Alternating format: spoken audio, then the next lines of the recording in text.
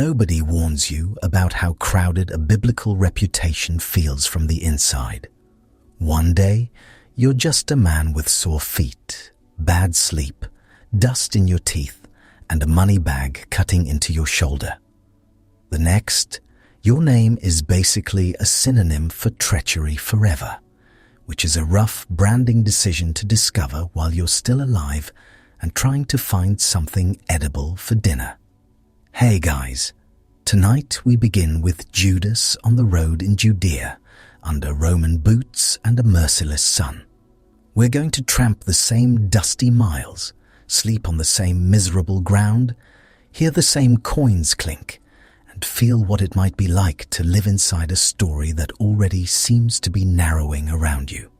So before you get comfortable, take a moment, like the video and subscribe, but only if you genuinely enjoy what I do here. And let me know in the comments where you're tuning in from and what time it is for you. It's always fascinating to see who's joining us from around the world. Now, dim the lights. Maybe turn on a fan for that soft background hum. And let's ease into tonight's journey together. Congratulations, you've just woken up in Judea under Roman occupation. The good news, you're alive. The bad news, so is everybody else, and they're all already making noise. You open your eyes to a grey strip of morning and the smell of old wool, damp earth, and human beings who have been sharing too much air. Your blanket is scratchy enough to qualify as a disciplinary measure. Something has bitten your ankle in the night, and something else is crawling on the hem of your robe with a confidence that suggests this is its robe now. You sit up too quickly and regret it immediately. Your back feels like it was folded by an angry carpenter. Around you, men are stirring, coughing, muttering, stretching the way people do when sleep has solved absolutely nothing. This is life on the road, with a wandering teacher and 11 other exhausted companions. Privacy does not exist. Personal space is a fantasy. A quiet morning alone with your thoughts would be considered a miracle on par with raising the dead. Before you've even fully woken, somebody is already arguing. Not a dramatic argument either. Just the ancient, deeply irritating kind about food, routes, timing, and whether someone remembered to secure the bag properly last night. And yes, the bag, the money bag. Congratulations again. It hangs near you, heavier in your mind than in your hand. Small coins, hard edges, constant responsibility. Copper, silver, gifts pressed on the group by hopeful strangers, grateful mothers, eager followers, people convinced they are funding the beginning of something enormous. Mostly, you are funding lunch, or trying to. You are Judas, and before history turns your face into a warning label, you are first a man in sandals that have given up on protecting you. Your feet are grey with dust before sunrise. Your stomach is already negotiating. Your opinions, inconveniently, are fully intact. You stand, roll your shoulders, and look at the others through that gummy layer of early morning resentment known to every traveller in every century. One of them snores while awake. Another has bedhead that could shelter sparrows. A few are praying softly. One is staring into the distance like he personally invented sorrow. Then there's the teacher. He's already up, of course. Men like that are always already up, calm, alert, somehow unrumpled by circumstances that have reduced everyone else to a collection of aches tied together with rope and faith. You don't know whether that is inspiring or mildly annoying, probably both. Soon you're moving, sandals scraping dirt, robes brushing dry grass, straps creaking, throats dry before the day has properly begun. The sun starts climbing with the eager malice of a kitchen oven, and the whole land turns bright and blunt. Judea is beautiful in the way a place can be beautiful while also trying to dehydrate you. Hills of rock and scrub, olive trees twisted like old hands, villages crouched on slopes in mud, brick and stone, goats everywhere, acting as though they pay taxes and own the roads. The roads themselves are less roads than a public agreement to keep stepping on the same patch of dust. You walk among merchants, farmers, pilgrims, gossip, flies, and the smell of hot animals. A donkey brushes past you and leaves behind a scent like fermented hay and personal insult. Everywhere, Rome is present, even when you cannot see a soldier.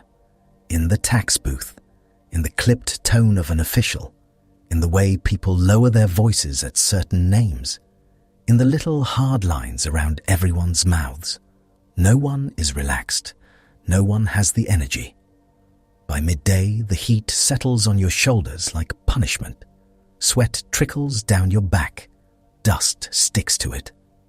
Congratulations, you are now being slowly breaded like cutlet for the empire. You reach a town, and with the town comes the full orchestra of ancient public life.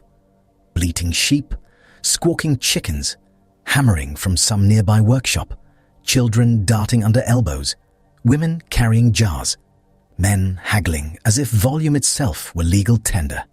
And the smells. Dear Lord, the smells. Baking bread, which is encouraging. Fish, which is not.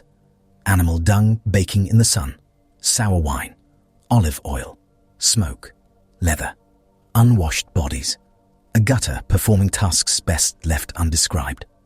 The whole place smells like a market, a stable, and a kitchen had a very stressful baby. Temple pilgrims pass in clusters, faces set with determination, and that particular look people get when religion and travel have both become physically uncomfortable. Their sandals slap the road. Their coins clink. Their tempers are one inconvenience away from becoming everyone's problem. You keep one hand near the money bag, not because it makes you feel noble, because people are people. A crowd will praise loudly, press close, ask for wonders, ask for healing, ask for bread, ask for time, ask for everything. Then someone will bump your shoulder and suddenly 3 coins are gone. The others talk with strangers easily. Too easily, you sometimes think.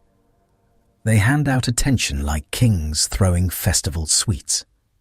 You are the one counting what is left afterward by dim firelight, trying to remember whether there were 17 small pieces or 19. Practicality is a deeply unglamorous spiritual gift. By evening, your mouth tastes like road. Your robe smells like the inside of a camel. Your knees ache. Dinner is uncertain, which has become such a normal sentence that it barely qualifies as bad news anymore. Maybe someone invites the group into a crowded room. Maybe not. Maybe you get bread, olives, and lentils. Maybe you get the ancient traveler special, disappointment with a side of dust. If you're lucky, the bread is merely stale. If you're unlucky, it has the structural integrity of roofing tile. You tear at it anyway. Hunger is the best condiment ever invented. Night brings no luxury. It just brings darkness and fresh inconvenience. You lie down wherever there is space, which might be indoors with 10 other breathing bodies and a family goat, or outdoors under a sky that looks expensive but offers no mattress. The ground is hard. The blanket smells like several previous owners. Somebody nearby has a cough that sounds medically ambitious. And through all of it, your life keeps narrowing into a shape you can feel but cannot quite name. Every town brings more attention. Every argument feels sharper. Every visit to Jerusalem hums with danger. People stare at the teacher with love, fear, hope, anger, hunger, desperation. They stare at all of you too, because when you walk beside a man like that, some of the heat lands on your skin. You are not a symbol yet. You are still a person. You have feet blistered raw from stone roads. You have hunger, pride, impatience, and a pair of eyes that keep watching the purse, the crowds, the authorities, the teacher himself. You laugh sometimes. You get irritated. You are tired in the marrow. But there is already a trapdoor somewhere under the floorboards of your life. You can feel it when the coins knock together in the bag. You can feel it in Jerusalem's packed streets, in every sideways glance, in every moment the teacher says something strange and final. And the terrible part is this. Tomorrow morning, you still have to wake up, put on your sandals, and walk. Before anyone calls you traitor, you still have to wake up somewhere. And the somewhere is not pleasant. The village is already alive when your eyes open. A rooster is screaming like it has a personal grievance with creation. Somewhere outside, a child is crying, a woman is grinding grain, and a donkey is making the kind of noise that suggests even the donkey is tired of Rome. You push yourself up from a sleeping mat that feels stuffed with straw, pebbles, and disappointment. The room is close and stale. Smoke from last night's fire still clings to the rafters. You taste old ash, damp wool, and your own morning breath, which is frankly not a triumph. This is the sort of place that makes a man interested in deliverance. Not abstract deliverance either. Not the polished synagogue version with solemn nods and tidy phrases. You want the practical package. Fewer taxes, fewer soldiers, more bread, less watching your words because one wrong sentence could drag trouble to your door like a stray dog with teeth. Outside, the lane is already busy with feet and gossip. Both travel fast. Women move past with jars balanced on shoulders worn hard by labor. Men are arguing over olives that look shriveled enough to qualify for burial. A pair of boys chase a chicken through the dust, and the chicken, to its credit, is winning. Everybody is talking, quietly, loudly, sideways, all at once. You hear the same words over and over. Taxes, harvest, Rome, pilgrims, price of grain, some cousin's fever, a preacher by the river, a healer in Galilee, a madman in the hills, a prophet, a fraud, a sign, a warning. Everyone has heard something, and no two people heard it the same way. That is Judea for you. A land powered almost entirely by hope, grievance, and second-hand information. You grow up inside that air. It gets into your lungs. The empire is not always visible, but it is always there. You feel it in the tax demands that arrive whether your crop was good or not. You feel it in the roads packed with soldiers, merchants, and officials who move like the whole country is a tray they ordered and now find unsatisfactory. You feel it when men lower their voices at the mention of rebellion. And when they don't lower them, you notice that too. A tax collector can ruin your week from behind a table. A Roman soldier can ruin it with a gesture. Some local ruler with soft hands and expensive sandals can ruin it while pretending to smile. It is an impressive ecosystem of irritation. You work because everybody works. Maybe in fields, maybe in trade, maybe hauling, counting, carrying, bargaining, fixing. Nobody gets to be romantic about survival. Bread does not appear because you had a meaningful day. Your hands know rope, wood, sacks, baskets, accountings, strain. Your stomach knows delay. By noon, The heat presses down hard enough to make thought itself feel sweaty. Flies gather at the corners of everything. The street smells of dung, crushed herbs, hot dust, and fish that should have been eaten yesterday by someone with lower standards. You stand in the shade with other men and listen. That is one of the great activities of occupied people. Listening. Listening for news from Jerusalem. Listening for what the governor did. Listening for what the priests said. Listening for rumors of some holy man in the wilderness eating bugs and insulting respectable people. Listening for the ancient promise everyone keeps turning over in their heads like a coin worn smooth by fingers. Maybe God is finally going to do something. You hear that hope in 100 forms. It comes out bitter. It comes out excited.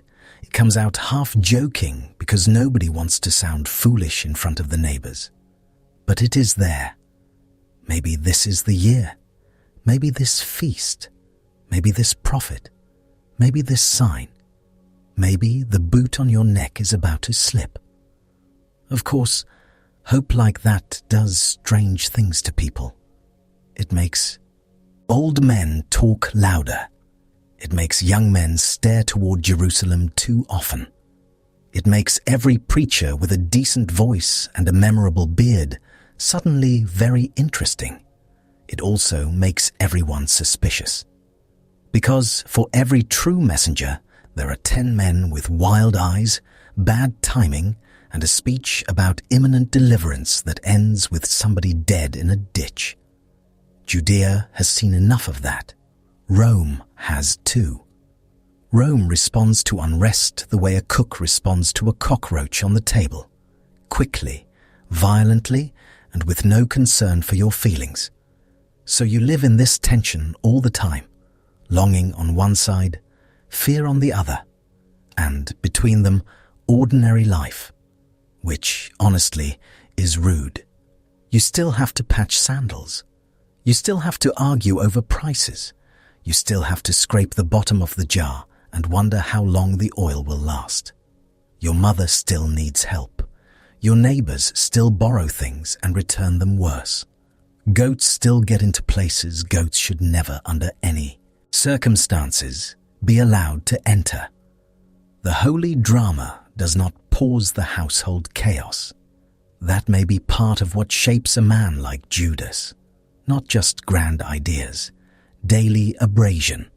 You know the kind of abrasion, the little humiliations, the running count in your head, the awareness that there is never quite enough. Enough coin, enough safety, enough certainty, enough future. A man can carry that for years and still smile at weddings.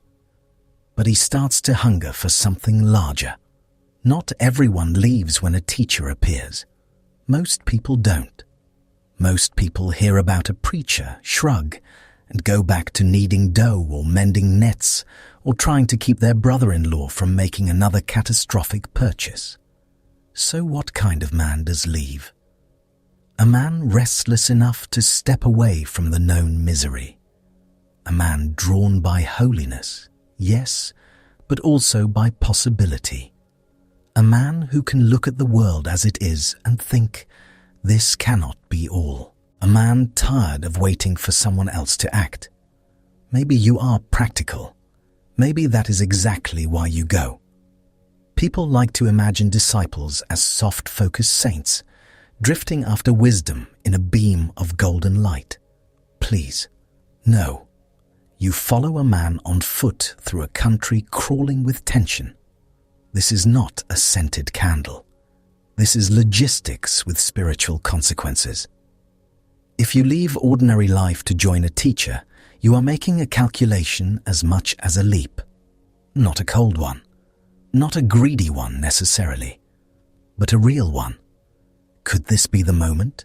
Could this be the leader? Could this be the kingdom everyone has been choking on hope for? You have heard the old promises since childhood. Kings brought low, enemies scattered, the poor lifted, God returning to set things right. Every feast, every prayer, every lament has that current running through it.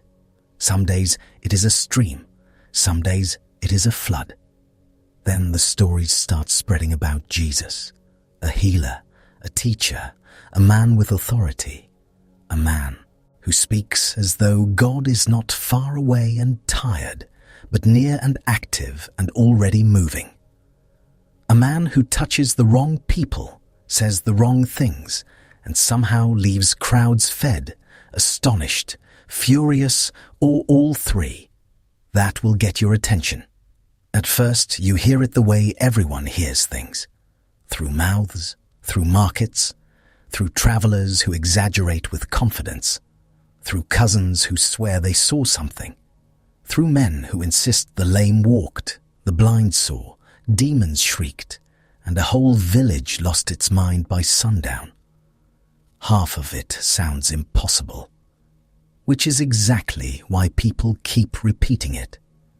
You hear that he speaks about the kingdom of God as if it is not a decorative thought for holy days, but a thing already knocking at the door. You hear that fishermen left nets for him, tax collectors left tables, crowds gather in places with no food and somehow do not leave disappointed. You hear enough to become curious, then enough to become unsettled, then enough that staying put starts to feel harder than going. Meanwhile, Jerusalem keeps looming in every conversation like a headache with architecture. When feast days approach, the roads swell. Everybody is moving.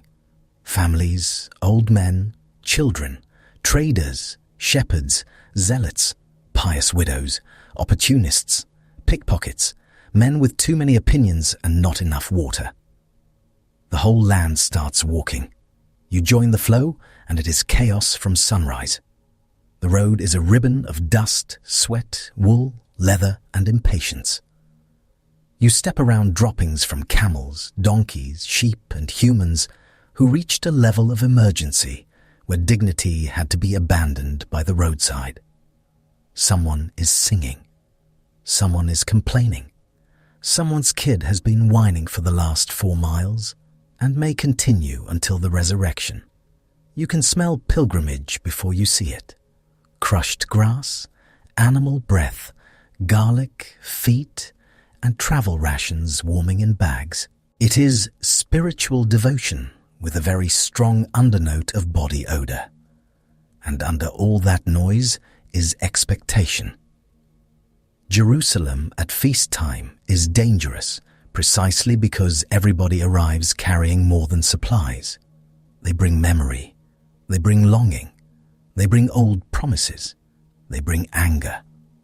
Rome knows this, which is why soldiers suddenly seem to multiply like mold on damp bread. You catch sight of them on the heights, on patrol, at gates, near the temple courts. Helmets bright, faces hard, hands near weapons. They are not there for worship. They are there because too much hope in one city can turn into blood by afternoon. Everybody knows it. You feel it in the way conversations stop when armor comes near. You feel it in the temple crowds pressing shoulder to shoulder, all sacrifice and prayer and muttered resentment. Coins clatter, animals bleat, priests move with purpose, beggars call out, merchants shout, doves flap in cages. The place smells like incense, singed meat, dung, and money. Especially money. Money in little stacks. Money changing hands. Money demanded, offered, counted, pinched, hidden. The whole system runs on devotion and coin, and you notice that because practical men always notice where the money goes. A man shaped in this world does not dream in pure colors. He dreams in mixed ones. Hope with caution, faith with impatience, admiration with calculation, longing with a mental note about travel costs and food supply. That does not make you monstrous. It makes you a man with a body and a future to consider. Suppose you first see Jesus in a crowd. That seems right. Everything important in Judea happens with too many people pressed too close. Somebody's elbow in your ribs, somebody's hair in your mouth, somebody behind you breathing like an ox with lung trouble. He is not standing on a polished platform with banners fluttering and a sound system that works despite weather. Of course not. He is in dust, in heat, in interruption. People surge toward him with their needs hanging out all over the place. A sick child, a blind father, a woman weeping, a man shouting questions, another man trying to trap him with clever words. The whole scene feels one loose donkey away from complete collapse. And yet, he stands there as if this is manageable. You watch him speak, and maybe what catches you first is not power. Maybe it is steadiness. In a land full of men straining, boasting, posturing, panicking, and pitching deliverance like merchants selling lamp oil, he does not seem frantic. That alone would feel unusual. Then there is the authority. Not polished official authority with seals and robes. Not temple authority with inherited rank. Not Roman authority with steel and threat. Something cleaner, stranger, like he is talking about the world from the inside of its maker's intent. That would get under your skin. You keep coming back. Maybe at first from caution. Maybe from fascination. Maybe because everyone else is talking and you want to see for yourself before village gossip turns one healing into a dragon sighting. You hear him speak of the poor as if they matter, the meek as if they are not just getting trampled, the kingdom as if it belongs to people nobody invites to important dinners. You hear him bless mourners and peacemakers, which is not the sort of recruitment speech most men would choose before a national uprising. Still, there is force in it, strange force, enough to make you think he might be doing the beginning part of something enormous.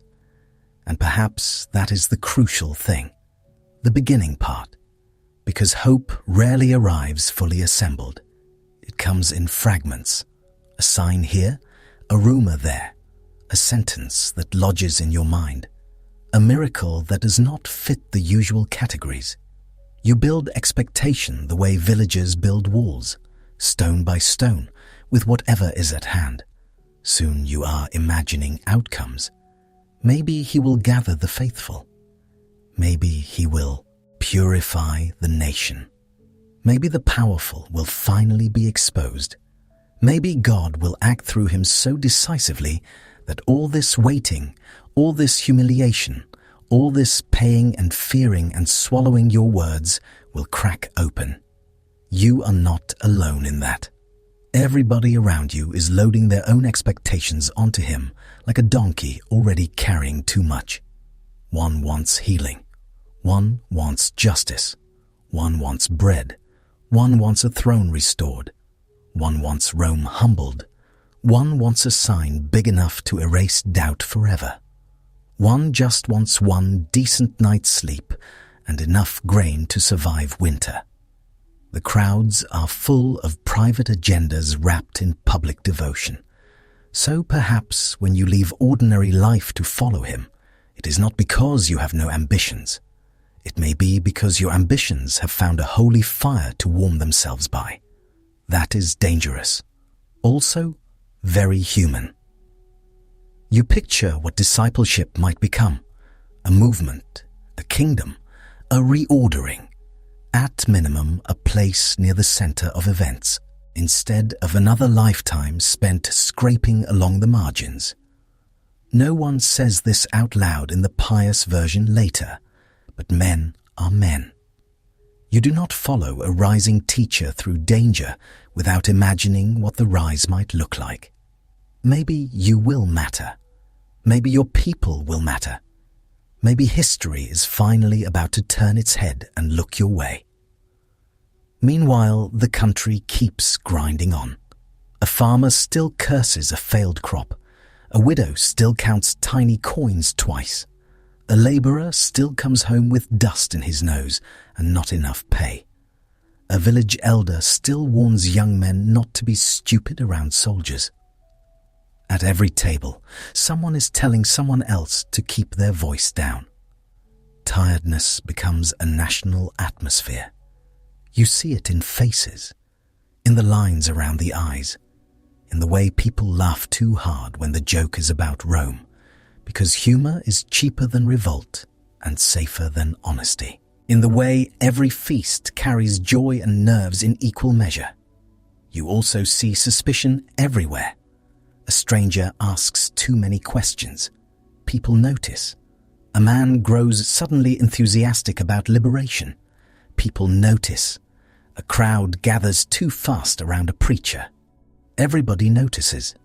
One rash action can bring soldiers crashing through a district like thunder in sandals. That matters. Because any man joining a movement in Judea is not just choosing a teacher. He is choosing risk. Real risk. Not the dramatic kind with music swelling in the background. The dull, nauseating kind where your family might hear your name and go cold. So whatever else Judas is before the betrayal, he is not sleepy-minded. He's not drifting. He's not wandering into this because he had no errands. He comes out of pressure, out of expectation, out of a land so loaded with longing that even silence feels tense. And he may have brought with him all the things men always bring. Faith, certainly. Curiosity, yes. Admiration. Frustration. The desire to be near power if power is finally moving in the right direction. The hope that God is at last doing something dramatic enough to justify all this waiting. Also, hunger. Also, pride. Also, the need for things to make practical sense eventually. That last one matters more than people admit, because you can endure a lot when you believe the road leads somewhere. Bad sleep, bad food, mockery, heat, danger, all of it. Humans are shockingly durable when the misery feels meaningful. But before any of that road begins, before the miracles stack up, before the arguments and the money bag and the dark garden waiting far ahead, you are first formed by this place. By mornings that begin with tax anxiety and end with political rumor. By roads clogged with pilgrims and manure. By synagogue prayers heavy with promise. By supper tables where people speak of deliverance while chewing slowly because the food has to last. By the sight of Roman steel above holy stones. By the knowledge that one spark could start an uprising, and one uprising could end in crosses along the roadside. That is the weather system of your soul. You do not need to be wicked to get tangled later. You only need to be human in a country where everybody wants the kingdom, but almost nobody agrees what it should look like when it arrives. So you stand in the crowd again, dust on your ankles, sweat under your robe, 1,000 voices around you, the teacher ahead. He says the kingdom is near, near. That word alone could pull a man off the path he was already walking. Near means not someday after your grandchildren are dead. Near means not just in prayers. Near means maybe now, maybe this season, maybe before Rome can blink. You feel the old life behind you with its narrow routines and managed disappointments. You feel this new possibility in front of you, bright and dangerous and impossible to leave alone. Around you, others are feeling it too. You can tell by the way they lean in, by the way they talk faster afterward, by the way nobody wants to be the fool who missed the moment because he stayed home to sort onions. And now we arrive at the part nobody talks about. Leaving does not always feel noble at first. Sometimes it feels messy, half practical, half ecstatic, You think about obligations. You think about timing. You think about what your family will say. You think about whether this teacher is the answer to Israel's grief or one more chapter in its collection of beautiful disasters.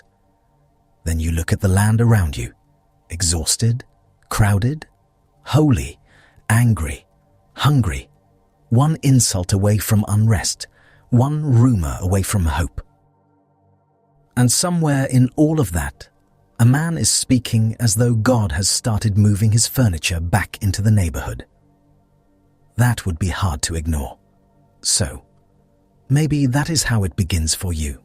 Not with villainy, not with silver, not with a kiss in the dark.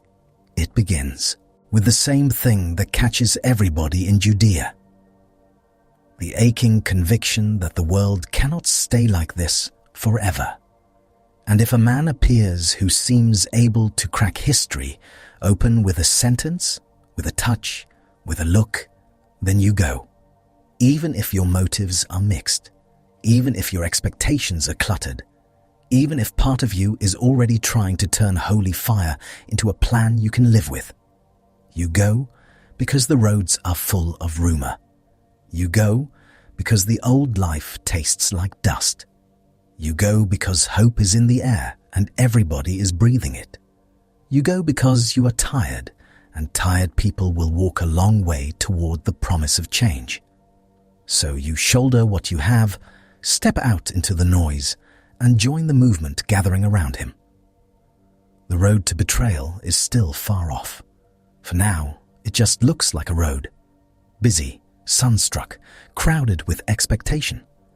Another strip of Judean dust under a hard white sky.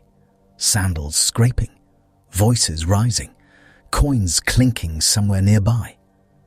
And you, not yet infamous, walking straight into it. The sun is higher now. Your back already aches. Then the road begins, and it turns out following the Messiah mostly involves dust in your teeth and other people's opinions in your ears. You had probably imagined something a little more organized. A banner, perhaps, a schedule, a clear statement of objectives. Instead, you get 12 men, several women helping support the whole operation, a teacher who keeps walking off to pray, and a level of logistical confusion that would make a modern group chat burst into flames. By the second day, your sandals are already rubbing blisters into both heels. By the fourth, you stop caring who hears you scratching. This is life now. You wake where you can. Sometimes in a borrowed room, if somebody in a village is generous or astonished enough to host you.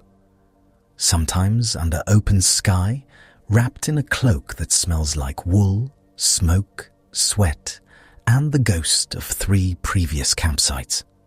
You sleep on ground that is either too hard, too damp, or full of surprises. The surprises have legs. At dawn, your neck is crooked, your mouth tastes like old pennies, and somebody nearby has been snoring with the confidence of a man personally chosen to torment the righteous. A fire is being coaxed back to life. Someone is muttering a prayer. Someone else is already arguing. This is one of the less painted parts of discipleship. Nobody makes murals of Peter complaining about rations. Nobody carves a statue of James waking up with straw in his beard and murder in his eyes because somebody rolled onto his arm all night. But this is what it is like.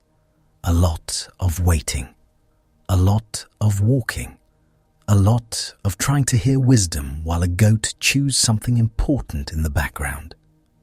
And you, Judas, become one of the men closest to the money. Not rich money. Please, nothing about this is rich. This is little money, clinking money, tiny copper and silver pieces with enough purchasing power to start an argument and not quite enough to end one. The kind of money that disappears one onion, one loaf, one night indoors at a time. You carry it in a bag. That sounds simple until you remember you are moving through a land where everybody needs something. A mother presses close with a sick child and wet eyes. A blind man begs. A host offers bread and refuses payment. Then later someone else expects payment, and you still have to feed 13 stomachs before sundown. Money comes in. Money goes out. Coins click against one another like anxious teeth. You feel their weight constantly. Sometimes you touch the bag just to make sure it is still there. That becomes habit fast. During the day, you walk in a loose knot along the roads of Galilee and Judea, and every road has its own personality disorder. One is packed with pilgrims and traders, all shouting over donkeys and stepping around dung, with the grim focus of people who have given up on clean hems forever. Another runs quiet between fields, with nothing but insects whining in the heat, and your own breathing sounding too loud. Then you crest a ridge, and there is a crowd waiting. Always a crowd. How do they know where he is? Nobody knows. News in this country moves faster than lice. A shepherd hears from a cousin tells a widow, the widow tells a market seller, the market seller tells everyone with ears. And by afternoon, 200 people are already standing in the sun, craning their necks for a glimpse. Some bring gifts, bread, fish, dried figs, oil in little flasks, a few precious coins. Some bring need, most bring both. You learn quickly that generosity is beautiful and extremely inconvenient. A woman hands over a small bundle of dates with tears in her eyes because the teacher healed her brother, and for one brief moment the kingdom feels close enough to touch. Then, 5 minutes later, Matthew wants to know how much food is left. Thomas says the numbers do not work. Peter has already given half the bread away, and somebody's cousin has joined the group for the afternoon with the appetite of a soldier and no visible plan to contribute. You count again by habit. That becomes your evening work. When the fire is low and the day's noise has finally thinned, you crouch near the light and empty the bag carefully. Coins onto cloth, one by one. Copper, silver, a few more copper. You sort, stack, count, recount. The lamplight is awful for this. Everything looks either too bright or not bright enough. Moths fling themselves into the flame with suicidal enthusiasm. The oil smells sharp. Smoke gets in your eyes. Somebody nearby is eating garlic like a personal attack. Still, you count. Across from you, one of the others is telling the same story for the third time, only louder now. On your left, 2 men are debating what the teacher meant earlier, and both sound very certain for people who are obviously confused. On your right, someone is cleaning a fish in a way that suggests the fish offended his entire family. This is your office. No desk, no chair, no locked box.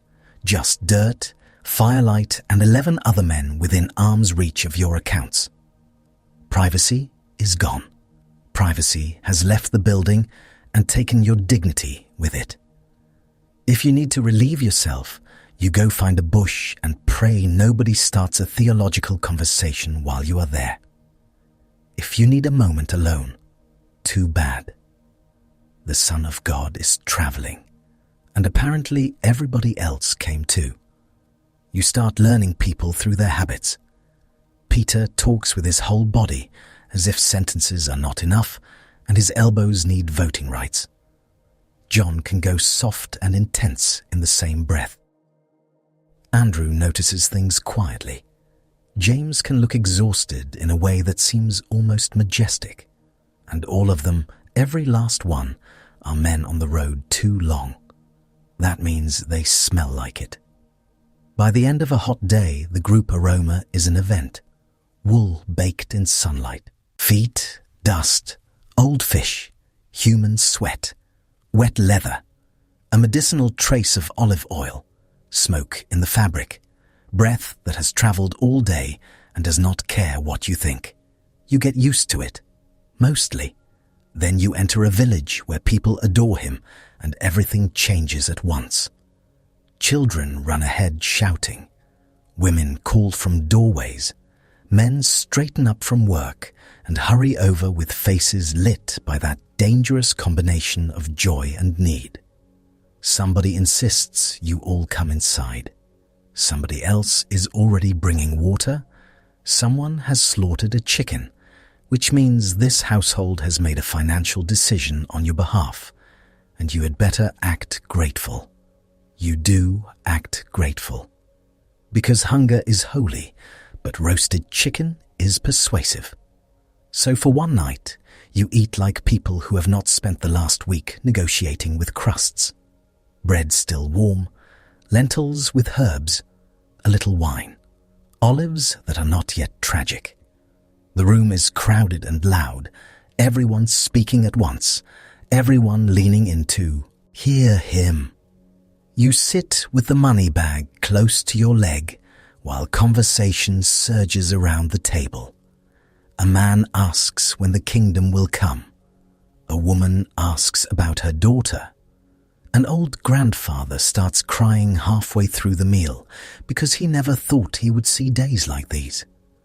The teacher speaks, calm as ever, and somehow answers everybody while also saying the sort of things that make your expectations squint. Blessed are the poor. Blessed are the meek. Love your enemies. Love your enemies. You chew slowly, because that is not exactly the kind of campaign language people had in mind. People want Rome removed, corruption burned out, justice arriving with a trumpet blast, and a very clear seating chart afterward. They do not necessarily want to hear about loving enemies while a Roman tax system sits on the country like a fat man on a stool. Still, the room glows with hope. You can feel it, and hope can carry a lot of confusion for a while. Then there are the other villages. The ones where the welcome cools before you even reach the well. You know the signs. Doors do not open. Men stand with arms folded. Women pull children back. Somebody whispers. Somebody spits. A local elder asks careful questions with the expression of a man who has had enough traveling profits to last several lifetimes. The teacher sends you ahead sometimes. Imagine that job.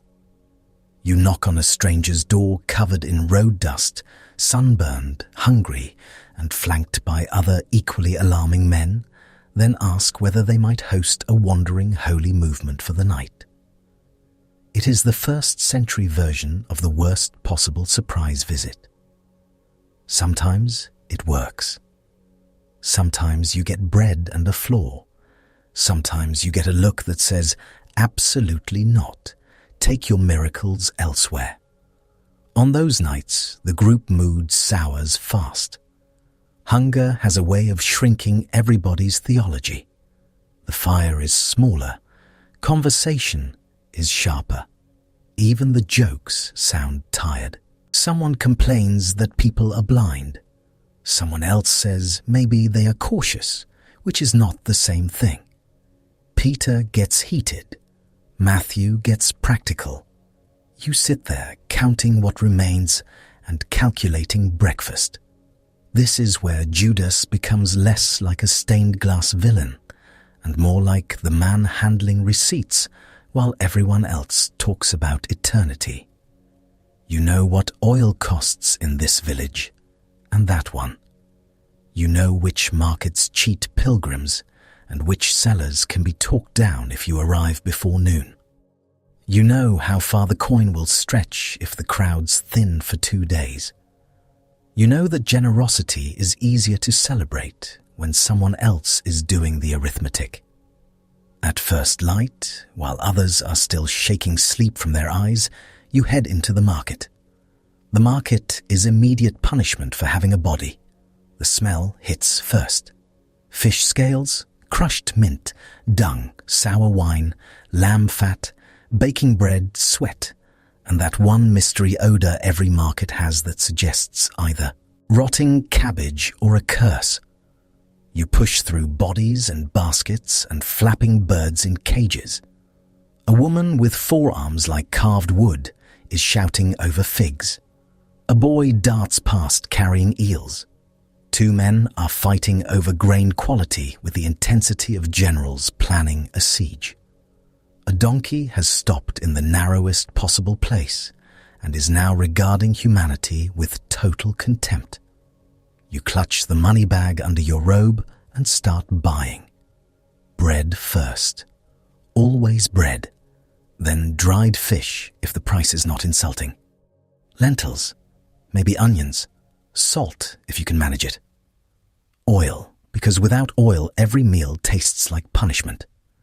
If someone gave enough recently, maybe dates. Maybe wine. Maybe, on a very good day, cheese that has not yet entered its threatening phase. Bargaining is its own form of warfare. The seller swears this barley is excellent.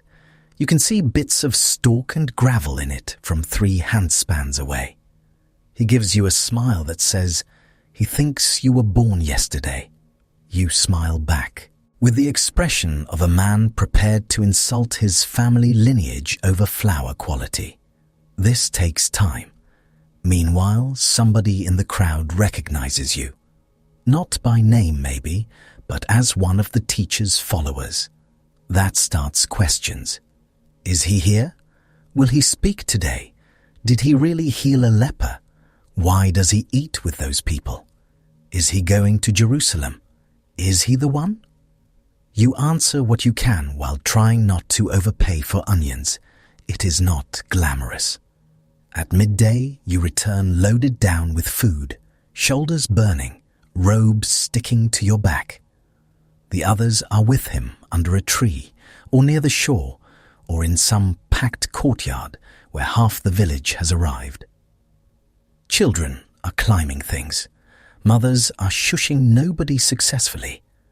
A man in the back is arguing before the teaching even starts, which is honestly efficient. You drop the supplies and check the bag again. Still there. That matters because gifts attract attention, and attention attracts hands, and hands belong to humans, and humans have been disappointing each other since Eden. You do not have the luxury of being abstract about provisions. A movement runs on prayer, yes, but also on lunch. And the lunch keeps vanishing. A crowd follows all day, and somehow people assume food will happen, as if bread reproduces from sheer optimism. The teacher looks at them with compassion. You look at them and see mouths. A lot of mouths. Someone suggests sending them away to buy food. Sensible, practical, beautifully sane. Instead, food appears, is blessed, broken, handed out, and suddenly your practical brain is left standing there like a clerk whose entire profession has just been publicly upstaged by heaven. You gather leftovers afterward. Leftovers. That should comfort you. It does, but also it does not. Because miracles solve the immediate problem in a blaze of astonishment, and then morning comes again, and you still need to buy oil. That is one of the strange tensions of these years. The astonishing keeps colliding with the ordinary. A demon shrieks and leaves a man. Incredible. A little later, you are still trying to find a place to sleep where the fleas are not organized. A crowd wants to make him king. Finally, you think, perhaps this is the moment. Then he withdraws. He keeps doing that. Momentum builds, people buzz with expectation. Something electric crackles through the crowd. And just when you can almost feel history reaching for a crown, he starts talking about children, humility, forgiveness, losing your life, serving instead of ruling. It is like following a man who keeps climbing onto a warhorse and then steering it directly into a sermon. You try to keep up. All of you do. Around campfires at night, the conversations circle the same bewilderments. What did he mean by that? Why say it that way? Why rebuke that crowd when they were ready? Why dodge the obvious move? Why speak in parables that leave half the listeners inspired and the other half looking like they were hit in the face with a riddle?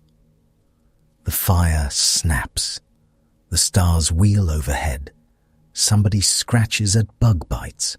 Somebody else stares into the flames like understanding might emerge from the coals. It usually does not. The arguments are rarely elegant. These are not men in matching robes sipping watered wine at a philosophy club. These are tired, dirty disciples with sore feet and strong opinions. Voices rise, hands wave. Someone interrupts. Someone sulks. Someone laughs at the worst possible moment. And through it all, the teacher sits there with that infuriating steadiness. He knows where this is going. You do not.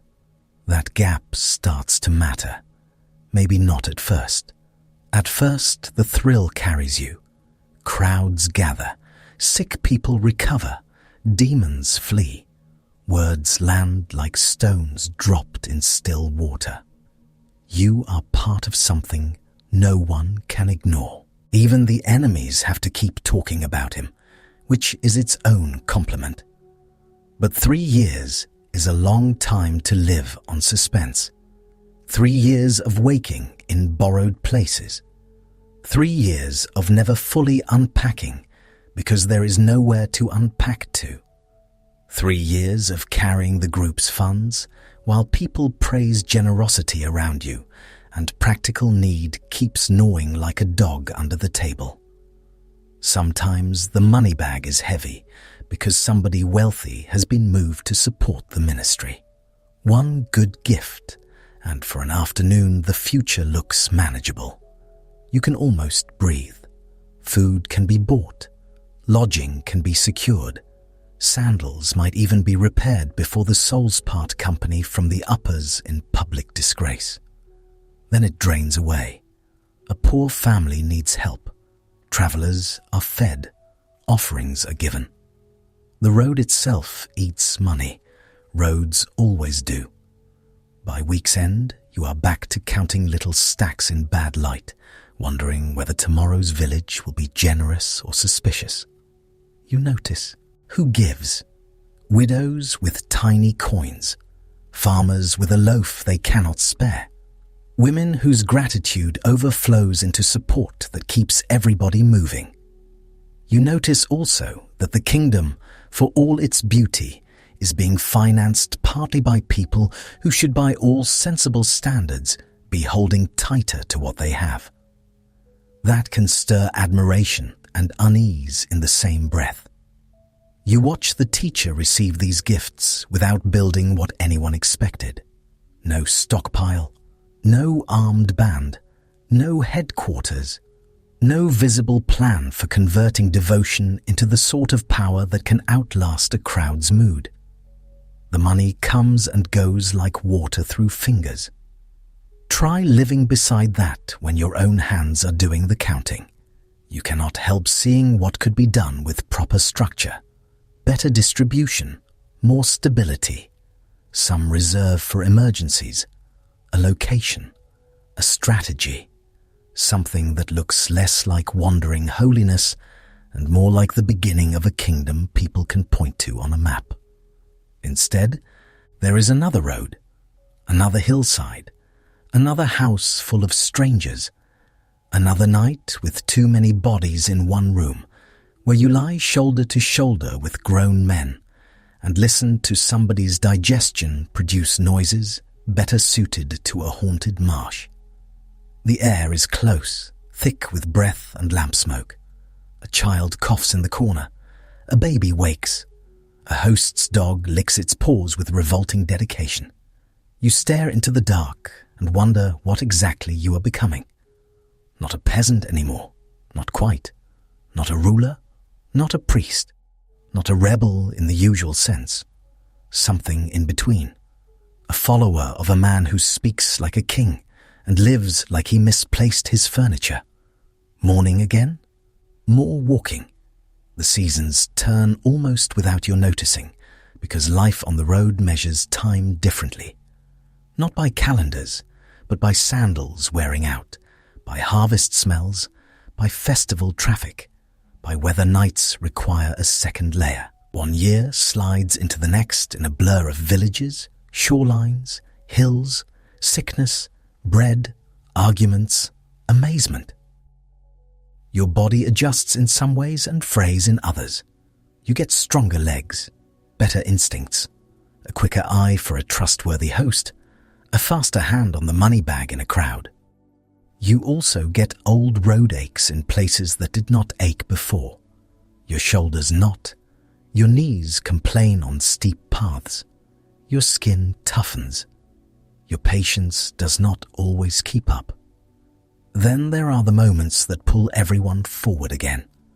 A storm terrifies seasoned fishermen, and he stills it. A dead child rises. A man possessed goes from screaming ruin to sitting clothed and sane. Those moments do not feel small from the inside. They hit the whole group like thunder. You stand there with the money bag against your hip and your practical worries suddenly shrinking before a power none of you can domesticate. This is why you stay. It has to be. Not because the road is comfortable. It is not. Not because the group is easy company. It absolutely is not. Not because the mission has become clearer in all the ways you hoped. In some ways, it has become stranger. You stay because you have seen too much. You have seen him look at people everyone else avoided and make them feel visible instead of contaminated. You have seen frightened crowds turn bold, grieving homes erupt with astonishment, hardened men lose arguments and go away angry because they could not bend him. You have seen the world around him act like dry tinder near a spark, but the longer it goes, the more two things live side by side inside you: wonder and friction. The wonder keeps you on the road. The friction grows in the little places, in the counting, in the uncertainty, in the crowd surges that suggest kingship and dissolve into teaching, in every dodged opportunity, in every hard saying, in every night when the money bag feels lighter than it should, and the future feels less solid than the crowds make it seem. You do not need to be a cartoon miser for that to wear on you. You just need to be tired. Tired men become sharp around the edges. A day comes when a woman pours costly perfume on him, and the smell fills the whole room. Thick, sweet, expensive. The sort of scent that announces itself before it enters and lingers after everybody else has gone. You know at once what it cost. Of course you do. Your mind converts fragrance into numbers automatically now. It runs straight through your head. How many meals was that? How many nights under a roof? How many poor could have been fed? The scent clings anyway, luxurious and impossible to gather back into the jar. People remember the devotion. You probably remember the waste and the love tangled together so tightly you can barely separate them. That is the road by this point. Nothing arrives pure. Even the holy moments scrape against practical ones. Even mercy can look extravagant. Even generosity can feel like pressure when you are the one trying to make tomorrow possible. Meanwhile, the others are changing too.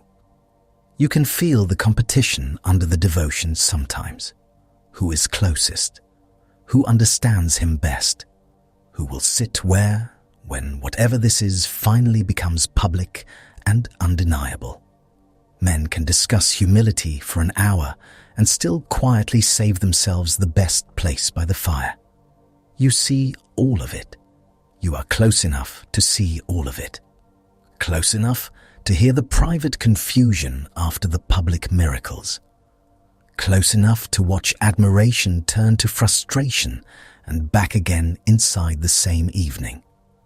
Close enough to know that following him has not turned any of you into polished saints. It has made you more exposed, more intense, more hopeful, more disappointed, more alive and more raw. And the road keeps asking for everything. Another mile, another night, another decision to trust the next village, the next day, the next saying you do not fully understand. Another moment of handing out what little you have, because somehow in his hands little keeps becoming enough, except when it does not look enough at all. By now, you know the sounds of camp almost as well as your own thoughts. Fire popping, sandals dropped heavily to the ground, someone groaning as he lies down, someone laughing too loudly because exhaustion has broken his normal sense of proportion, someone whispering prayer into the dark, and beside you, the bag, always the bag, sometimes warm from the day's heat, sometimes cold against your palm before dawn, sometimes satisfyingly heavy, sometimes so light it makes your stomach tighten.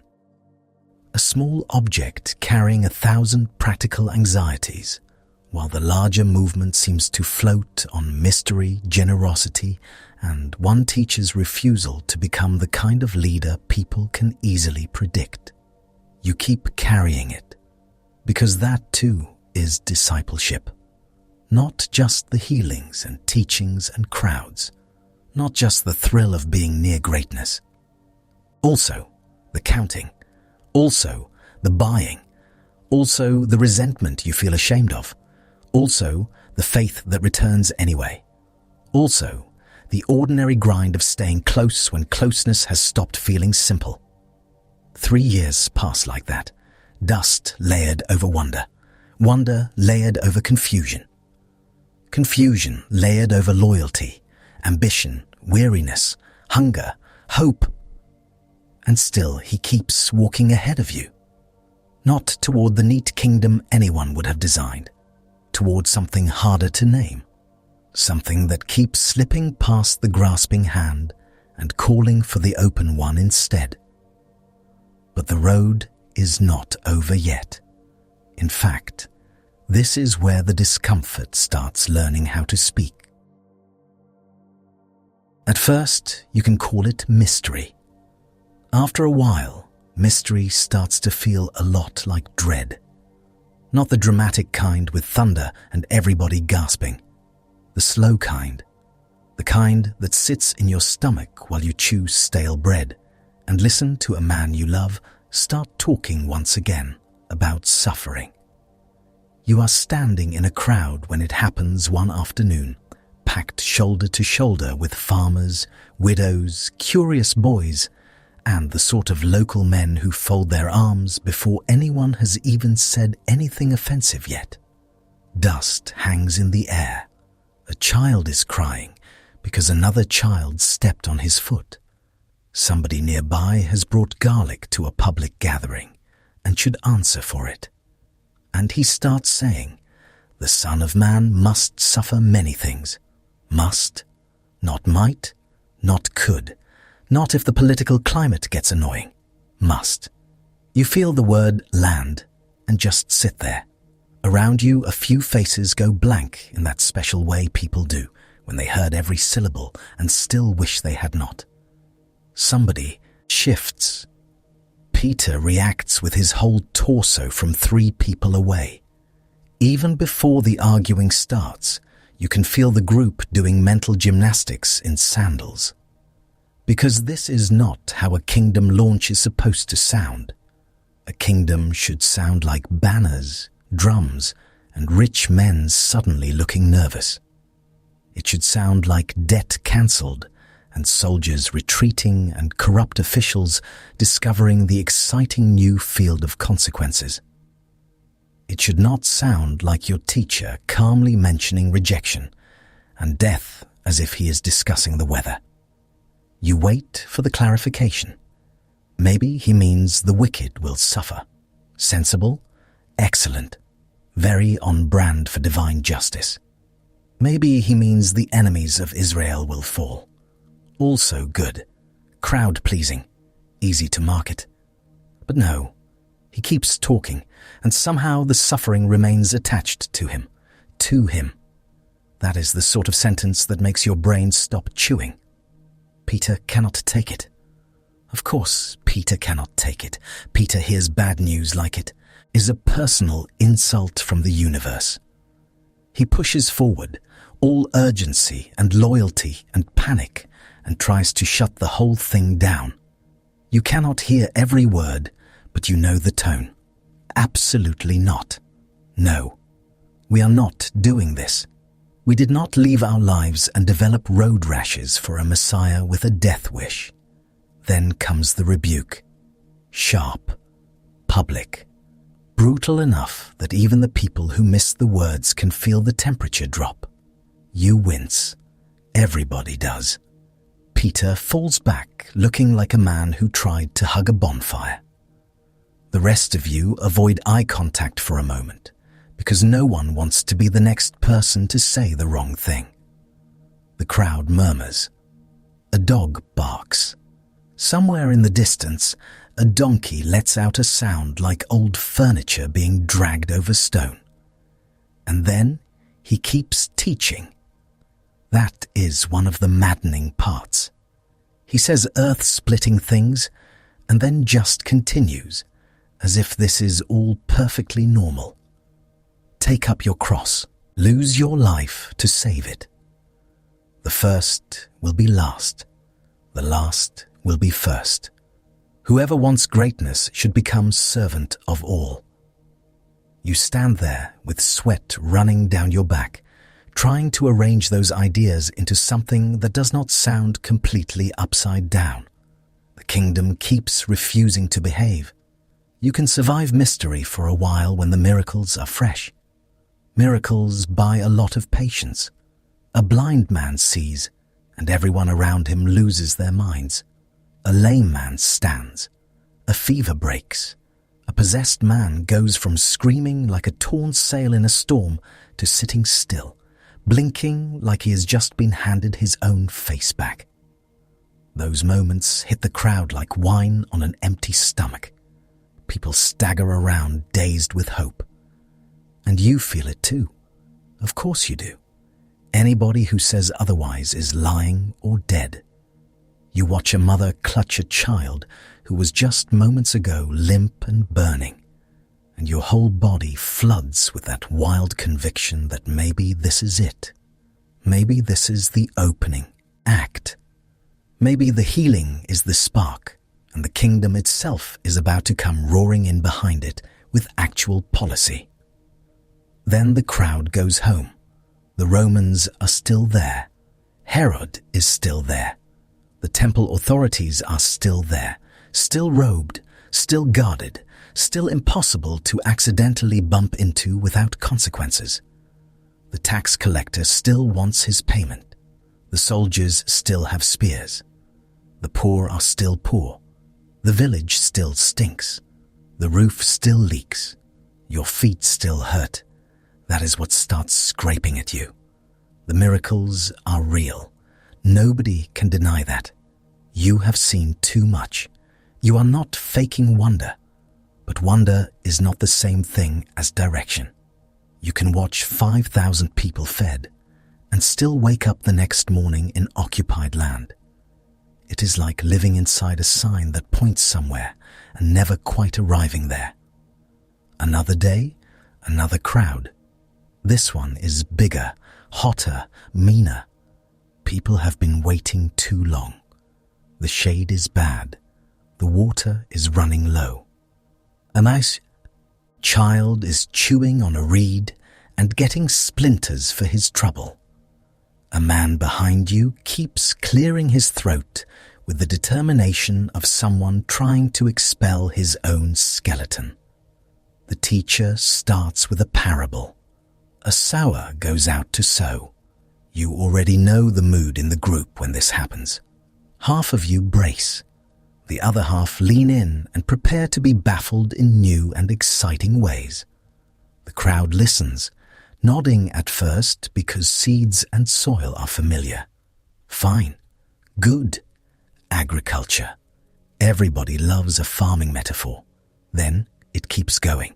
Some seed falls here, some there, some thrives, some dies. There is talk of ears to hear. There is talk of secrets. There is enough imagery to keep a village discussing it for 3 days and still not pay for lunch. By the end, people are affected, also confused. A woman near the front looks deeply moved. A man beside her looks like he expected instructions and got a puzzle box. 2 boys are trying to explain it to each other with complete confidence and absolutely no accuracy. One old man nods as if he understands perfectly, which almost certainly means he does not, but enjoys nodding. Later, when the crowd thins, you all ask what he meant. Again, there is always an explanation, but it arrives like water poured through your fingers. You catch some, you lose some. It makes sense while he says it, and then by supper someone is already arguing about what part mattered most. Matthew thinks one thing, Thomas thinks another. Peter has a forceful interpretation based mostly on emotion and volume. You listen with your jaw tight, wondering why the kingdom of God requires so many follow-up questions. You had expected clearer branding. That sounds petty until you have spent years on roads full of rumors. Every village has opinions. Every synagogue has men who can quote holy words with the delighted aggression of people loading stones into a sling. Every meal includes somebody asking whether he is the one, and if he is the one, why he keeps talking like this. Why not speak plainly? Why not gather strength? Why not make the move? Why not? Why not? Why not? Those questions start showing up in your own mouth too, quietly at first. Inside your head while he blesses children. Inside your chest while he tells wealthy men hard truths and watches them walk away sad, which is emotionally satisfying, but financially not ideal. Inside your teeth while he praises faith in foreigners, forgives sinners in public, and says things in front of powerful people that make your whole body think, are we trying to get killed on purpose? Because the confrontations start getting sharper. At first, it is verbal sparring, hard words, public tension, the usual holy man versus important men spectacle. Annoying, yes, but survivable. People argue all the time in Judea. It is practically a recreational activity. But this is different. He does not just disagree. He exposes. He says, things in packed spaces where everybody can hear. He answers traps with better traps. Men arrive polished and prepared and leave with their dignity hanging off them like torn laundry. The crowd loves it. You can feel the excitement ripple out. Someone finally saying it, someone finally not bending. For about 10 minutes, it is glorious. Then you remember those humiliated men have influence, allies, and guards. That puts a different flavor on the whole event. You are in a synagogue one day, pressed against a wall because the room is full, and no one in this country understands the concept of fire code. The air is thick with wool, dust, lamp smoke, and hot bodies. A fly keeps landing on the same bald head in front of you, and the man cannot swat it without looking irreverent, so he just twitches in silent misery. There is a man there with a withered hand. Everybody sees him. More importantly, the wrong people see him. Their faces tell you they are not looking at the man. They are looking at the possibility, the setup, the chance to catch your teacher doing something they can use. You can almost hear the legal machinery grinding behind their eyes. What does he do? He calls the man forward. Of course he does. You feel your whole nervous system sigh and scream at the same time, because once again, he's not avoiding the trap. He's walking directly into it like a man stepping over a puddle, calm, unhurried, almost offensively unbothered. The room goes tight. The healing happens. The hand is restored. And instead of joy sweeping the place like sunlight, the room fills with that horrible, stiff anger powerful people get when mercy has embarrassed them in public. It is the emotional equivalent of biting down on a pebble in your soup. You know that look now. You have seen it often enough to recognize the danger in it. A crowd can adore him all afternoon. A few men with status can destroy that mood by sunset. So the miracles do not relax you anymore. Not fully. They thrill. They astonish. They make your scalp prickle and your heart pound. But they also stir the hornet nest. Every healing seems to widen the ring of people who want more from him and the ring of people who want him gone. The center does not hold for long. It never does. And he keeps making it worse. Not because he is reckless in the foolish way. Worse. He is fearless in the steady way. Fearless people are exhausting to follow. You cannot even talk them down properly because they are not acting from panic. They are acting from certainty. And certainty in another man can feel noble when it is winning, and absolutely infuriating when it keeps marching toward danger you can already smell. You smell danger more often now, in cities especially. Not a literal smell at first, though cities do smell like drains, smoke, pressed olives, blood, urine, dung and old arguments. No, this is something sharper, a social smell. The sense that heads turn too fast when you enter. The sense that somebody has heard. The sense that your group's arrival is no longer charmingly surprising, but politically inconvenient. That changes how you sleep, lightly, one ear open. You wake at every footstep outside. A host whispers that certain men were asking questions in the market. Another says, keep to the side streets. Another smiles too much and speaks too softly, which is never reassuring. You lie on a mat that smells like mildew and old knees, staring into blackness, and count the ways tomorrow could go wrong. Meanwhile, the teacher speaks of children. Children.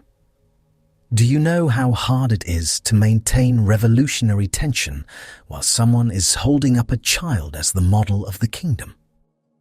A child with a runny nose and sticky hands and the attention span of a startled pigeon. Yet there he is, taking the little one in his arms, blessing, teaching, turning everybody's assumptions inside out again. Not the strong first, not the respectable first, not the clean, connected, visibly successful first. The little, the poor, the meek, the ones with no leverage. Beautiful. Also deeply inconvenient for anyone hoping to build a movement with elite support. You watch respectable people recoil. You watch sinners relax. You watch the disciples, yourself included, keep failing to understand the seating arrangement of this kingdom. Every time you think you know who matters most, he drags the center of gravity somewhere else entirely. A leper, a widow, a child, a beggar by the road, some foreigner with shockingly good faith and terrible covenant credentials. It is enough to make a man wonder whether anybody has the job description right. Then there are the days he seems determined to offend practical reason itself. A rich young man comes earnest and eager, the kind of recruit any movement would love. Serious face, good record, resources, social polish. You can almost see the possibilities lined up like jars on a shelf. Finally, somebody useful in the organizational sense. The conversation starts well. Then it takes a turn. Sell what you have. Give to the poor. Come follow. You can practically hear the future money evaporating. The man's face falls. He leaves. The dust settles behind him. Everyone stands there feeling the awkwardness expand like dough in the sun. Peter blurts out the obvious because Peter exists to say what everybody else is trying to phrase delicately. We left everything. What about us? Fair question. The answer is encouraging in some ways, and not at all comforting in others. There is talk of reward, yes, but also persecution. Always that shadow raiding alongside the promise. Blessing with bruises attached, hope with a warning label. You begin to realize this kingdom is not failing to become ordinary power. It is refusing to. That should help. Sometimes it does not. Because ordinary power, for all its ugliness, is at least legible. You know what a throne is. You know what a treasury is. You know what an army is. You know how men become dangerous in the usual way. But this kingdom keeps moving through meals and healings and impossible sayings, through compassion and confrontation and stories about seeds and vineyards and lost sons. It does not seize. It exposes. It does not flatter strength. It tests the heart. It keeps asking for surrender where everyone wanted strategy. And surrender sounds noble until you are the one doing it. Day after day, meal after meal, argument after argument. One evening, the group is gathered in a house, and the room is already too warm because nobody built homes with 12 extra adult men in mind. Lamp smoke hangs low. Sweat shines on upper lips. The bread is dense enough to patch a wall. Someone's foot is touching your ankle, and there is simply no socially acceptable way to complain because all available inches have been exhausted. The conversation turns again toward greatness. Of course it does. Who will be greatest? Who is closest? Who understands him best? Men can witness the dead raised and still find time to rank one another like insecure adolescents at a wedding. You are tired of it. You are also part of it. No one travels this far with a man believed to be chosen by God and remains free of expectation. You all have images tucked away somewhere, maybe not spoken aloud, maybe not even fully admitted, but they are there. Places at the table, roles in the future, vindication, meaning, the end of humiliation. The moment everybody who sneered finally has to stop. Then he hears the argument and turns it upside down with one sentence. The greatest must become like the least. Again. Always again. The kingdom keeps refusing every shape your ambitions can comfortably wear. After a while, disappointment does not arrive as one grand shattering. It comes in layers. A saying here, a rebuke there, a public opportunity declined, a dangerous confrontation accepted, a promise spoken in one breath, and a prediction of suffering in the next. You still believe. That is the maddening part. You still do. You are not standing there thinking this is all fake. You have seen too much. The power is real. The authority is real. The holiness is real in that unnerving, clear-eyed way that makes your own motives feel grubby by comparison. But sincerity does not cancel frustration. You can believe deeply and still hate the direction. You can love a man and still want to grab him by both shoulders and say, "Please, for the love of Abraham, stop speaking like this in public." You can hear him talk about rising after death and still get snagged on the death part, because the death part is doing a lot of heavy lifting. The others struggle too. You see it in the glances, the muttered follow-up conversations, the quick private questions after the crowd leaves. Nobody wants to be the disciple who says, "I am finding this deeply discouraging." So the unease comes out sideways, in arguments over rank, in overconfident declarations, in moments of bravado that wilt as soon as danger gets specific. One day, James and John, through themselves or helpfully through their mother, depending on how embarrassing the memory feels, start making a play for prime seats in the coming kingdom. It is almost funny, almost, because there it is in the open, all the hope and ambition and misunderstanding in one sweaty little scene. They believe there will be glory. They are just trying to reserve better chairs. The others get furious, which would be morally impressive if they were not mostly furious for having not asked first. He answers with talk of a cup.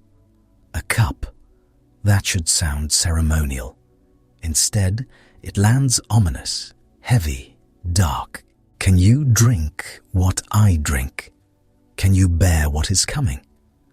They say yes with the confidence of men volunteering for a task they have not actually understood.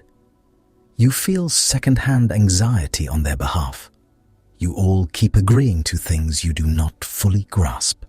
That becomes the atmosphere. And the atmosphere changes your body before it changes your opinions. Your shoulders stay tense. Your sleep grows thin.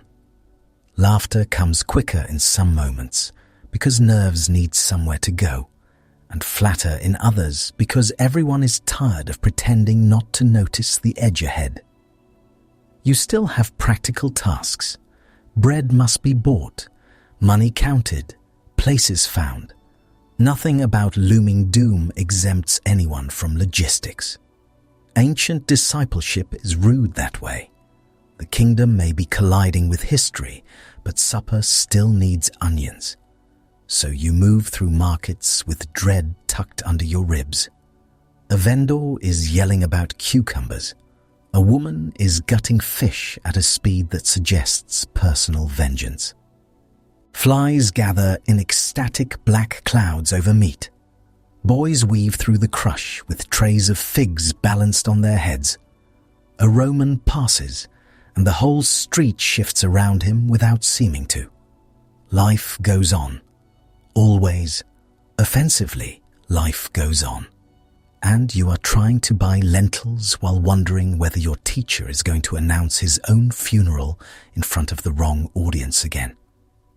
That split starts wearing you down. The ordinary and the immense. The divine and the administratively disastrous.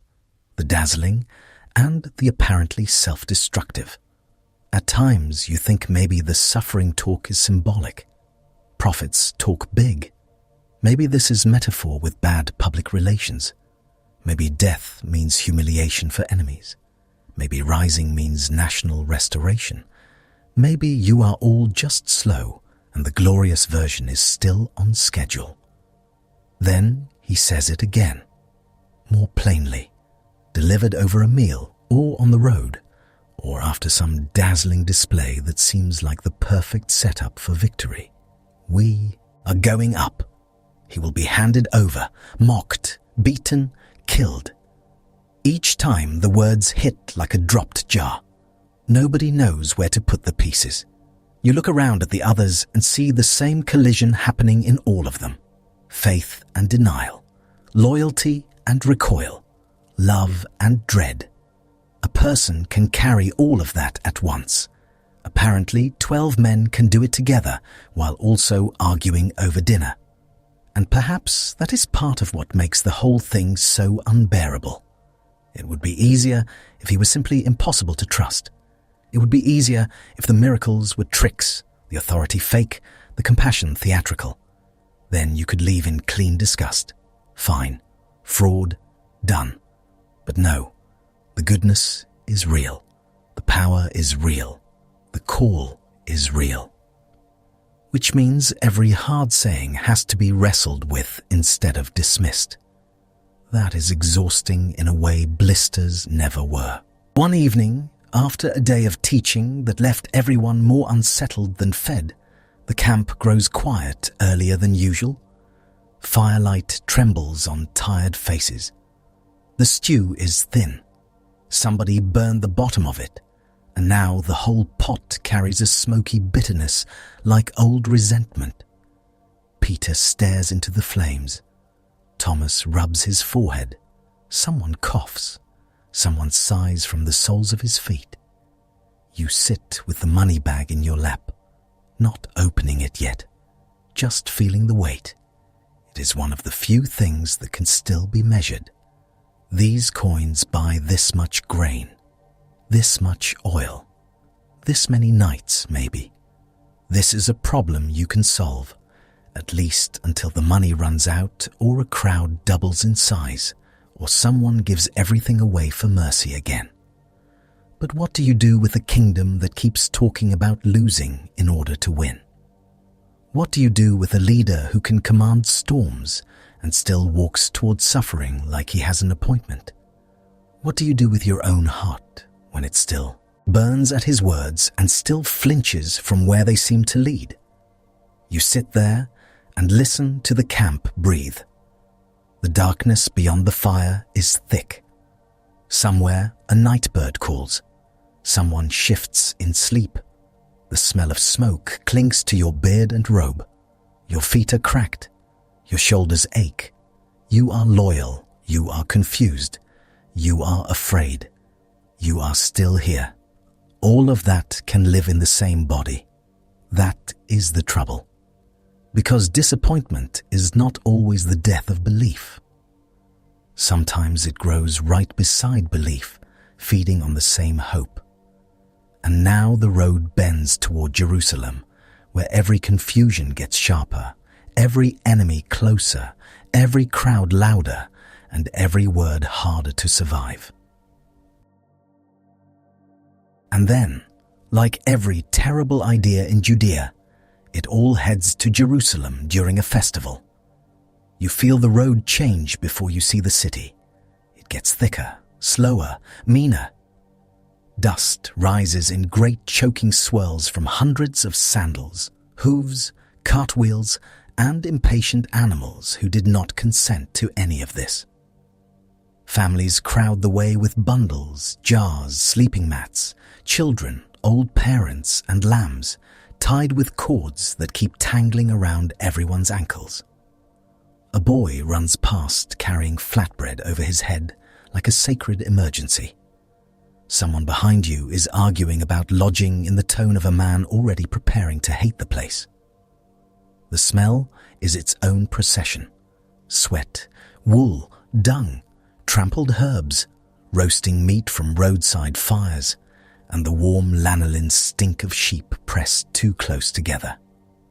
Add dust in your teeth, smoke in your eyes, and that faint iron tang that always seems to hover around places where too many animals are headed toward religion.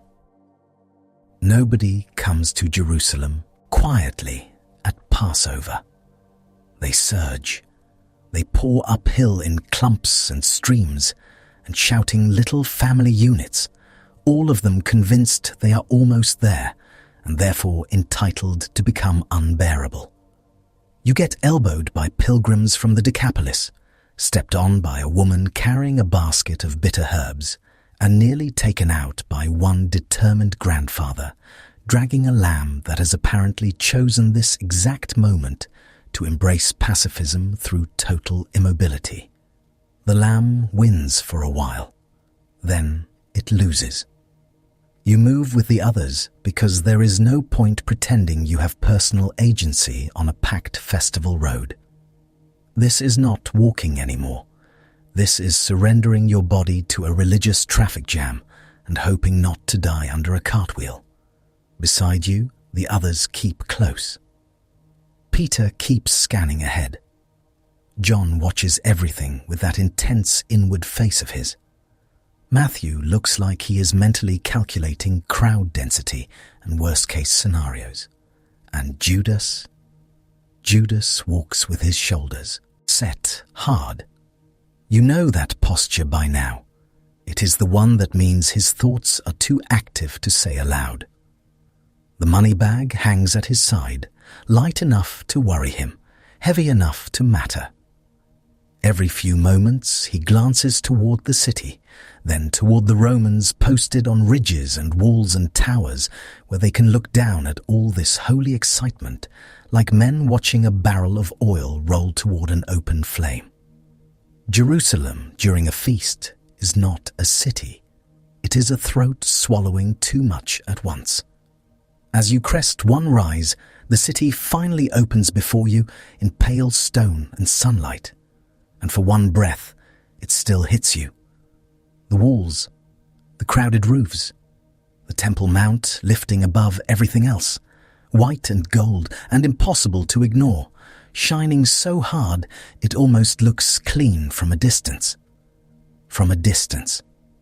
Get closer, and the glamour develops texture. Smoke pours upward from sacrifices in thick, greasy ribbons. Lines of people snake toward gates. Animals bleat from holding areas. Traders shout prices. Beggars camp in every useful patch of shade. The roads outside the city are jammed with late arrivals, early schemers, and the sort of cousins who appear every feast and somehow still expect to stay with you. And over all of it, the Romans. Always the Romans. You see helmets catching light from the Antonia fortress, spears, red crests, men standing still in that deeply irritating military way that says they are conserving energy for other people's disasters. They are not shouting. They do not need to. Stone height does the work for them. The city can turn violent by sundown. Everybody knows it. That knowledge lives in the crowd like another body pressed against yours. People laugh louder because of it, pray harder because of it, argue faster, hope bigger, fear quicker. The whole place feels one bad rumor away from running red through the drains. And your teacher comes riding in on a borrowed young donkey. Of course he does. Not a war horse. Not a charger with bronze on its head and soldiers in tow. A donkey. The sort of animal usually associated with sacks of grain, village errands, and the quiet dignity of being absolutely nobody's first choice. It blinks. It steps carefully. It has the expression of a beast that cannot believe this is now its job. Yet the crowd sees him, and something catches. Maybe it has been catching for years. Maybe it only needed the right slope, the right city, the right feast, the right pile of frayed nerves and overheated hope. People begin shouting. Cloaks come off. Branches wave. The road turns into a carpet of whatever people can throw down quickly without losing track of their children. Hosanna! Blessed is the King. Blessed is the one coming in the name of the Lord. The noise rolls over you in waves, huge and ragged and ecstatic. It is not polished. It is not organized. It is the sound of people grabbing for hope with both hands. Men yell until their faces redden. Women cry. Children bounce and shriek because children can sense a public scene from miles away and will always commit to it fully. Branches slap against shoulders. Dust kicks up. Someone starts singing. Someone else starts singing a different thing at the same time. It all blends into one glorious, unstable roar. For a moment, your skin prickles. For a moment, it feels like this could be it. This could finally be the thing turning. This could be the beginning of the unveiling, the public moment, the unmistakable declaration.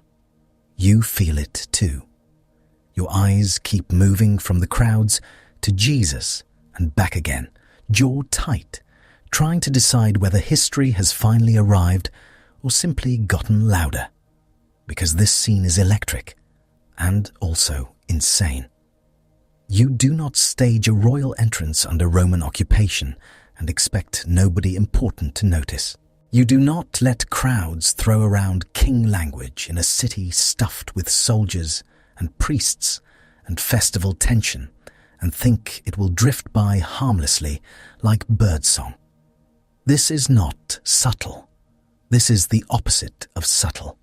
This is hanging a lantern on trouble and inviting it to supper. The disciples are swept up and rattled at the same time. Peter looks ready to burst with a terrifying blend of joy and nerves. The sons of Zebedee carry themselves like men trying very hard not to pre-celebrate. Thomas has the face of someone already rehearsing disaster. Judas walks close enough to hear every cry from the crowd and every hoof-fall from that ridiculous little donkey. The city hears. That is part of the problem. Jerusalem is not a village where rumors can arrive politely and get sorted over lentils. Jerusalem amplifies everything. Noise climbs walls. Stories multiply before noon. One group of pilgrims sees a prophet entering to cheers, and by the time the tale reaches the upper quarter, someone is whispering that a claimant has arrived with a mob. A child tells it wrong. A merchant tells it bigger. A frightened man tells it darker. By evening, the city has eaten the event and produced 6 new versions, each more inflammatory than the last. And now you are inside. The streets narrow and swell with bodies. Stone underfoot is slick with old grime and fresh droppings. You smell baking bread, fish guts, smoke, urine, lamb fat, perfume trying bravely and failing, and whatever has been fermenting in a drain since the days of your ancestors. People press from all sides. Strangers brush your sleeves. Somebody's basket digs into your ribs. A goat screams as if testifying against the entire human race. It gets louder near the temple. Everything gets louder near the temple. Pilgrims stream upward. Vendors cluster along approaches. Money changers rattle coins with the aggressive cheer of men who know devotion becomes arithmetic sooner or later. Priests move in groups. Levites chant. Animals complain. Worshippers haggle over offerings while pretending not to haggle over offerings. The place hums, chants, clinks, bleats, and smells like holiness doing brisk business. You take it all in. He has seen the temple before, of course. Everyone has dreamed of it before seeing it, and then seen it, and still been staggered. But this time, it is different. This time, the city has welcomed your teacher like something royal. This time, expectation is swelling the air. This time, every courtyard feels loaded. And Jesus looks around, not dazzled, not impressed, looking. That alone should worry you. He sees the animals, the stalls, the tables, the exchange of foreign coin for temple coin, the bustle and bargaining, the practical machinery of sacrifice grinding on as it always has. Doves flutter in cages. Lambs tug ropes. Men shout rates over one another. A woman tries to hush a child while balancing a basket and glaring at her husband with enough force to age him visibly. The whole place smells like feathers, hot stone, blood, and money. You know that smell now. It gets into cloth. It clings. For a heartbeat, maybe 2, you think he will teach. Perhaps a pointed parable. A rebuke with plausible deniability. One of those cutting public sayings that leaves everybody offended, but technically unharmed. That would be tense enough. Instead, he starts overturning tables. No warning, no committee meeting, no useful amount of moderation. Coins leap and scatter over stone in bright metal bursts. Cages rattle. Doves explode upward in a storm of wings. Men shout. Animals surge. A bench crashes sideways. Another table goes over with a smack and scrape that echoes off the colonnades. One merchant lunges after his money with the wild eyes of a man watching his retirement plans sprint under sandals. The courtyard becomes chaos instantly, which is impressive even for Jerusalem. People scream and jump back. A lamb slips and nearly takes down 2 pilgrims from Cyrene. Children start crying because of course they do. One old man clutches his chest like he personally paid for those tables. Money rolls into cracks. Doves flap into faces. A boy tries to pocket a stray coin and is immediately cuffed by his mother, who has no interest in raising a thief during a riot. Jesus drives them out. The place that moments ago was noisy in the ordinary exhausting way is now noisy in the much worse way, the way every body recognizes before the mind catches up. This is no longer market annoyance. This is confrontation. Public, impossible, humiliating confrontation in the center of the city's holiest, most watched space. And you are right there.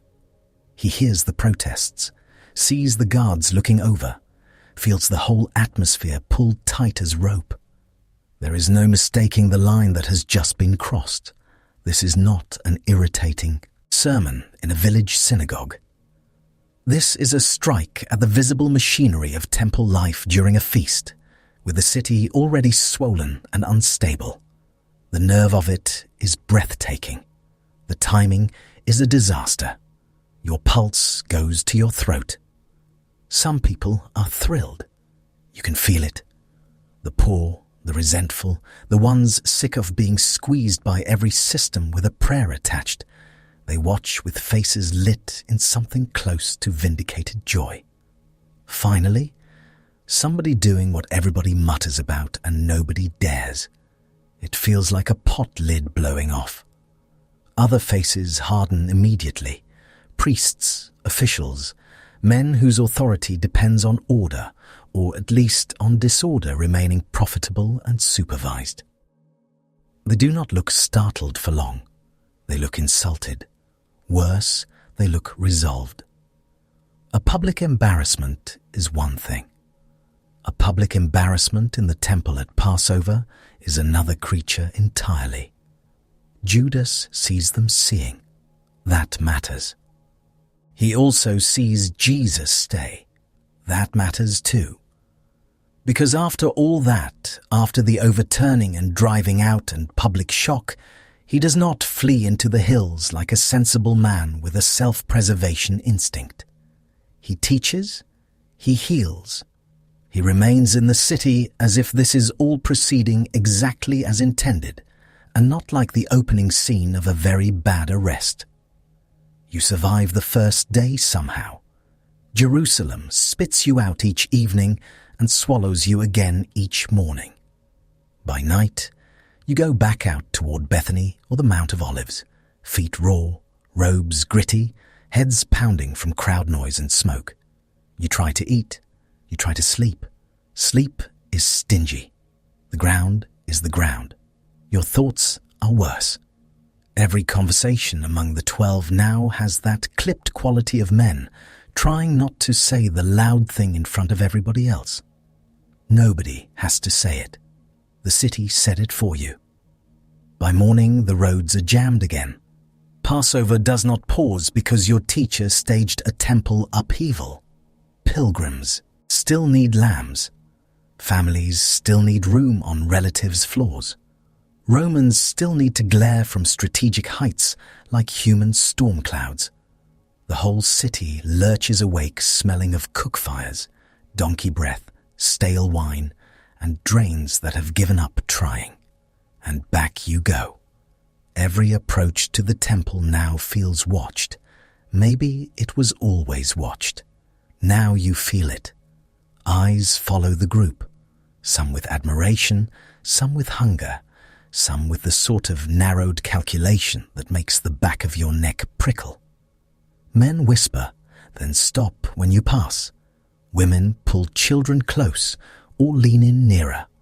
Beggars call out. Traders stare. Everybody has heard something. Jesus keeps teaching in the temple courts. That sentence should not still surprise you. It does. After what happened, any ordinary movement would lie low, change routes, maybe hold a strategy session in a cave. Not this one. Back he goes into the public heart of the city, where every word can spread by lunch and every challenge carries an audience. The authorities come in shifts now. Chief priests, scribes, elders, men with questions polished to a knife edge. They arrive with smooth beards, expensive irritation, and the air of people absolutely certain they are about to outmaneuver a provincial teacher in front of a crowd. You have seen these encounters before. Jerusalem gives them extra charge. The stakes feel taller here. Every exchange lands against temple stone and public pride. They ask by what authority he acts. He answers in ways that do not help anybody lower the temperature. One challenge leads to another. A question about taxes. A question about resurrection. A question about commandments. Traps everywhere, laid with the professional care of men who do this for a living. Yet somehow they keep springing on the wrong feet. He replies, and the crowd shifts, murmurs, laughs, gasps. Men sent to expose him leave exposed themselves. It is satisfying in the worst possible way. The verbal victories thrill for a moment. Then you remember, these are not village gossips losing an argument beside a well. These are powerful men being publicly embarrassed while the city is packed and volatile. Every answer he gives that leaves them silenced also leaves them angrier. You can practically smell the resentment cooking. You hear all of it. He hears the admiration from the crowd too, and that complicates everything. People hang on Jesus' words. They do. Even now. Especially now. The temple incident has not scared them off. For many, it has made him more compelling, more dangerous in the attractive way, more like the figure they have been hoping for, the one who finally walks into the center of corruption and starts flipping furniture. Furniture flipping is very popular when somebody else does it. Living through the aftermath is less charming. You eat in fragments now, a handful of olives here, bread there, maybe roasted fish if fortune remembers your name. Every meal tastes rushed. Every mouthful comes with listening attached. Who is nearby? Who is watching? Which alley is clear? Which host can still be trusted? A city this crowded has no real privacy, only gradients of being overheard. At one supper, the room is so packed the air feels chewed already. Bodies line the walls. Lamp smoke turns everything sticky. Somebody has tracked in mud mixed with dung, and now the whole floor carries a damp barnyard note beneath the lentils. You sit shoulder to shoulder, knees colliding, elbows negotiating treaties. Outside, the city keeps muttering, singing, shouting, bargaining, praying. Inside, the conversation skids around the obvious. John asks something quiet. Peter answers too fast. Matthew worries about timing without calling it worry. Thomas wears his skepticism like a blistered sandal, impossible to ignore and entirely earned. Judas says little at first, then one practical question, then another. How long are you staying in the city? Where next? Who knows where you are sleeping? Nobody likes those questions because everyone likes the answers less. Jesus speaks as though events are coming to fulfillment, not spinning out of control. That should steady the room. For some of you, it does. For Judas, it lands differently now. The more calm Jesus is, the sharper Judas feels the edges around him. It is like standing beside a man who walks into a storm as if it is a doorway. The next day, there is another crowd. There is always another crowd. Pilgrims arriving late hear what happened and hurry to catch sight of him. Locals tell and retell the temple scene with increasing embellishment. By now, someone has definitely added lightning. 3 more overturned tables, and at least one speech nobody actually heard.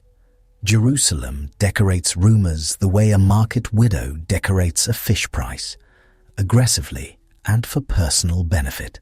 Children reenact the whole thing in alleys. 1 plays Jesus, 3 play outraged merchants. A 4th child, displaying unusual commitment to realism, crawls around grabbing pebbles and shouting that they are temple coins.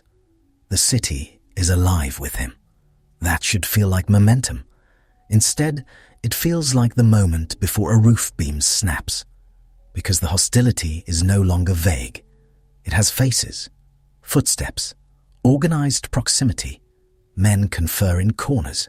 Runners come and go. Questions are no longer genuine and not even pretending very hard. You begin to recognize the look of people waiting for an opening rather than a conversation. You recognize it too, perhaps better than some of the others. He has spent years handling practical matters: money, supplies, timing, lodging, human motives at market distance. He knows the feel of a situation narrowing. He knows when options start vanishing one by one, while everyone is still talking as if there are many. That is what Jerusalem feels like now. Abu-E, room with more noise and fewer exits. Even the beauty of the city starts to accuse you. The temple in morning light, the psalms rising from pilgrims climbing the steps, the brilliant white garments of priests moving through smoke, the gold flashing high above crowded courts. It is magnificent. It is sacred. It is also full of men who want your teacher stopped before the feast erupts into something Rome will answer with steel. And Rome is right there, watching. Sometimes you catch the glint of armor from above and your stomach knots. A cohort posted in stone shade, soldiers changing guard, a mounted officer moving through a gate. Their presence is the city's permanent headache. Nobody can forget them long, not with those helmets appearing over walls like hard metal mushrooms after rain. During Passover, they seem multiplied. More patrols, more scrutiny, more hands near weapon grips. They have seen festivals become funerals before. So has Jerusalem. That memory lives in everybody's bones. A shouted word can become a shove. A shove can become a brawl. A brawl near the temple can become blood and panic, and mothers screaming for children lost in the press. Everybody knows this. Nobody has to explain it. The city carries that knowledge the way old bodies carry weather. And into that atmosphere, Jesus keeps saying things no frightened person would say publicly. Warnings, laments, judgments, woes directed at respected men in respected robes in front of listening crowds. He does not merely avoid smoothing things over, he strips the smoothness off. He speaks of hypocrisy, burden, blindness, ruin. The words hit like thrown stones. Some people stand stunned, some burn with agreement. The men receiving them sit in that rigid silence that looks almost calm until you notice the jaw muscles twitching. You wish, not for the first time, that he had chosen a hobby with less public fallout. Carpentry, quiet prayer, desert solitude. Anything that did not involve rebuking the most powerful religious men in the capital during the busiest feast of the year. But the morning is not over yet. A widow drops in 2 tiny coins. Most people barely notice. Jesus notices. Of course he does. In a city bursting with pilgrims, politics, danger, and the possibility of national convulsion, he pauses for a widow's pitiful little offering. 2 small coins, hardly enough to impress a sparrow, yet he treats it as weightier than the loud generosity of the rich. That is him all over again. The kingdom still refusing to behave. Judas sees it. The same way he has seen children blessed, beggars praised, rich men sent away sad, and practical logic repeatedly made to sit in the corner and think about what it has done. Even now, with pressure mounting from every side, Jesus remains fixed on things nobody building ordinary power would center. It is enough to make your teeth hurt. By now, every conversation sounds final. A remark on the road feels like the last ordinary remark before something breaks. A glance across supper lingers too long. A private question sounds weighted.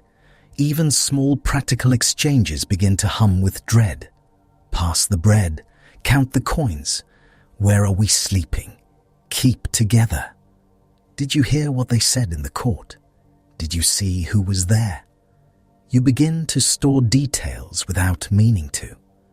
The smell of olive wood smoke on a cloak, the scrape of a bowl on stone, the way Judas keeps pressing his thumb against the seam of the money bag, the way Peter's confidence now rises half a note too high, as if trying to drown out another sound beneath it, the way Jesus sometimes goes quiet and looks over the city. Jerusalem itself seems to know. Toward evening, when the light turns dusty gold and long shadows pool around the gates, the city can look almost gentle from a rise on the Mount of Olives. Roofs soften. The temple glows. Smoke drifts upward in pale threads. Songs carry from groups of pilgrims, gathered around supper fires. For one dangerous moment, you can almost pretend peace lives here. Then a dog starts barking. A cart axle screams. A patrol changes shift.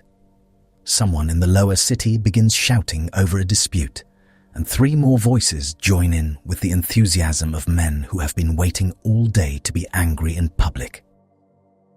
There it is again, the edge. Bethany offers a little relief each night, but not much. You sit under stars with dust still in your hair and city noise still lodged in your nerves. Supper tastes of fatigue. The others talk in bursts or not at all. Crickets go on with their tiny business, indifferent to salvation history and everybody's digestion. Somewhere beyond the dark ridge, Jerusalem heaves and glows and refuses to sleep properly. Sometimes you sit apart, not far, just enough. Close enough to belong, far enough to think. You can feel the pressure in him now like weather, the royal shouting on the road, the temple upheaval, the public clashes, the refusal to retreat, the sense that Jesus is forcing the thing forward towards some end. Judas cannot read, cannot stop, cannot fit into the old categories anymore. Hope is still there. So is fear. So is disappointment. So is something hotter now, more desperate, as if every path has narrowed to one sharp place. Nobody says betrayal yet. That word has not entered the room. But the air is preparing it. Because this is what Jerusalem does. It takes whatever was already fraying in you and pulls it tighter. It magnifies every devotion, every grievance, every private argument you have been having with yourself on the road for months. The city is a furnace for unfinished hearts. Pilgrims arrive with lambs and leave with memories. Priests arrive with authority and leave with enemies. Followers arrive with hope and find out what their hope is made of.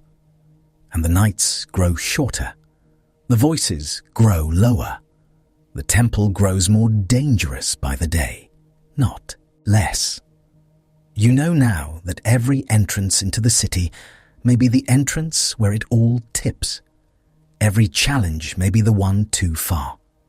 Every supper may be the last one before torches, footsteps, and no way to put events back into their jars. Jerusalem shines above you in the dark, all stone and smoke and restless expectation. And down in its courts, under its walls, beneath Roman eyes and temple lamps, the ending has begun to smell real. 3 days pass. Nothing improves. Jerusalem keeps grinding away around you, loud as a broken millstone and twice as comforting. Every morning the city wakes already irritated. Pots clatter. Animals complain. Pilgrims argue over water, space, bedding, prices, relatives, and whose child has once again vanished into a crowd with half a loaf and no sense of consequence. By evening, the streets smell of lamp smoke, spilled wine, lamb fat, old urine, and that sour human note produced when too many people are trying to be holy in close quarters without access to anything resembling modern plumbing.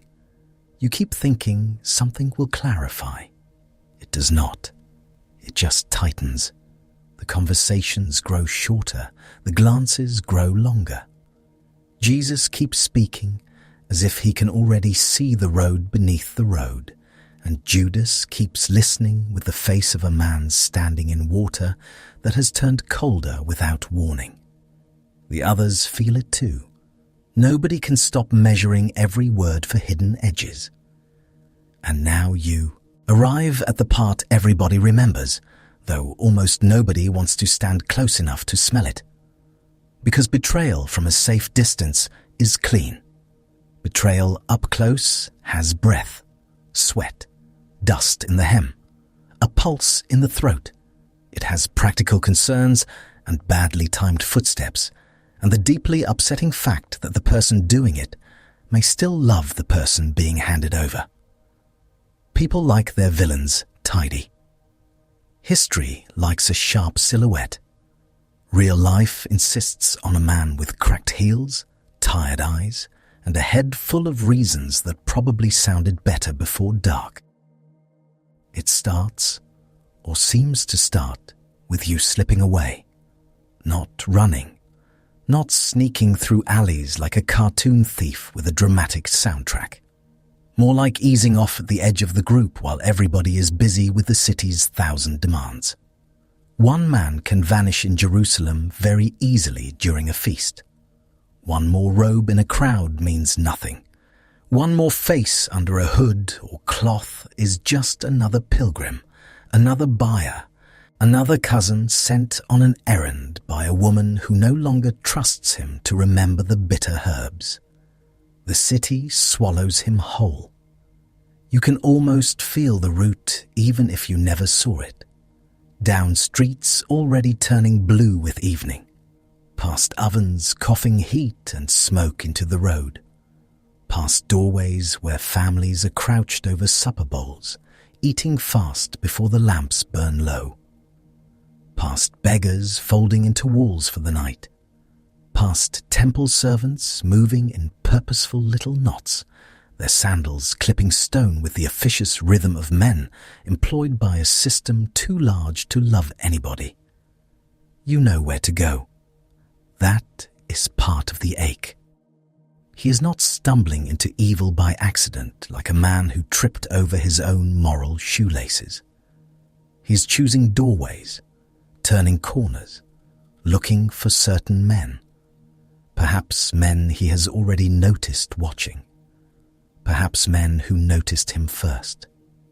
However it happened, the line has been crossed enough for a meeting to be possible. And possible things in Jerusalem tend to become real very quickly. The room where he enters is probably not impressive. Sin rarely rents the penthouse. Maybe a chamber off a larger house.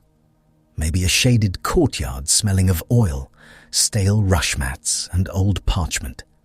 Maybe a place too clean to feel welcoming. The sort of room where men sit very still while somebody else closes the door. Lamp flame gutters. Shadows move over plaster walls. Robes whisper. Nobody raises his voice, because raised voices mean witnesses, and witnesses are everyone's least favorite hobby tonight. The men waiting are practiced. You can tell. They have that controlled politeness that powerful people use when trying to make something ugly sound administrative. Their faces are serious but not shocked. No one slaps the table. No one gasps. They have wanted access. Judas has access. Everybody in the room knows this is the point. So they speak low and direct, with the brisk unpleasantness of men arranging a difficult shipment. Can you hand him over quietly? Can you do it away from the crowd? Can you tell us where he will be when the city is not packed around him? The questions are simple enough to fit in the hand. The consequences are not. Judas stands there with road dust on his feet, and maybe temple smoke still in his clothes, hearing the things said aloud. At that point, the inside of his skull must feel crowded. Does he think this forces a moment? Does he believe Jesus will finally stop speaking in riddles and reveal himself under pressure? Does he think this contains the danger rather than enlarging it? Does he think survival requires stepping out before everybody goes down together? Or does something in him simply give way after too many months of disappointment, warning, confusion, and the stubborn refusal of the kingdom to behave like a kingdom? All of those possibilities fit inside one exhausted human chest. People are very talented that way. A man can be greedy, frightened, devoted, resentful, and weirdly hopeful all at once. Human motives travel like badly packed luggage. Everything shifts and breaks open during the journey. You think you are carrying one thing. Night falls, and out spills something else entirely. Then comes the money. Of course it does. It would almost be less awful if it didn't, but history has no interest in sparing anybody the symbolism. Someone produces silver. Not a king's ransom, not a treasure chest with angelic lighting. 30 pieces, a countable sum. Enough to matter, not enough to feel noble. It is the kind of money that fits the hand and bothers the conscience. The ancient equivalent of getting paid for ruining your own life in installments. You take it. That is the moment people fix on. Yet even there, the body knows what paintings refuse to show. Silver is cold. Silver clicks against itself with a neat little sound that seems far too cheerful for the occasion. Silver has weight, not crushing weight. Worse, pocket weight, carryable weight, the sort that hangs at your belt and taps your thigh while you walk, reminding you that a decision has become metal. You tuck it away and immediately feel poorer. Outside, Jerusalem goes on. That is one of the rudest things about catastrophe. The world keeps doing ordinary nonsense. A donkey bites someone. A baker drops a tray. Children chase each other past a drain with all the shrieking conviction of tiny prophets of chaos. Somewhere, a woman is still trying to find her brother-in-law among 14,000 pilgrims and one suspiciously unhelpful goat. Nothing in the city pauses because one disciple has agreed to become a door. Judas goes back. What else is there to do? He returns to the group carrying his secret, the way a man carries a hot stone under his cloak, trying not to flinch. Maybe someone glances. at him, and sees nothing. Maybe Peter is too occupied with Peter-like concerns, which usually arrive at full volume. Maybe John notices a change and cannot name it. Maybe nobody notices because everybody is exhausted, and the city has already stretched their nerves like old leather. Secrets love a crowded week. Then comes the meal.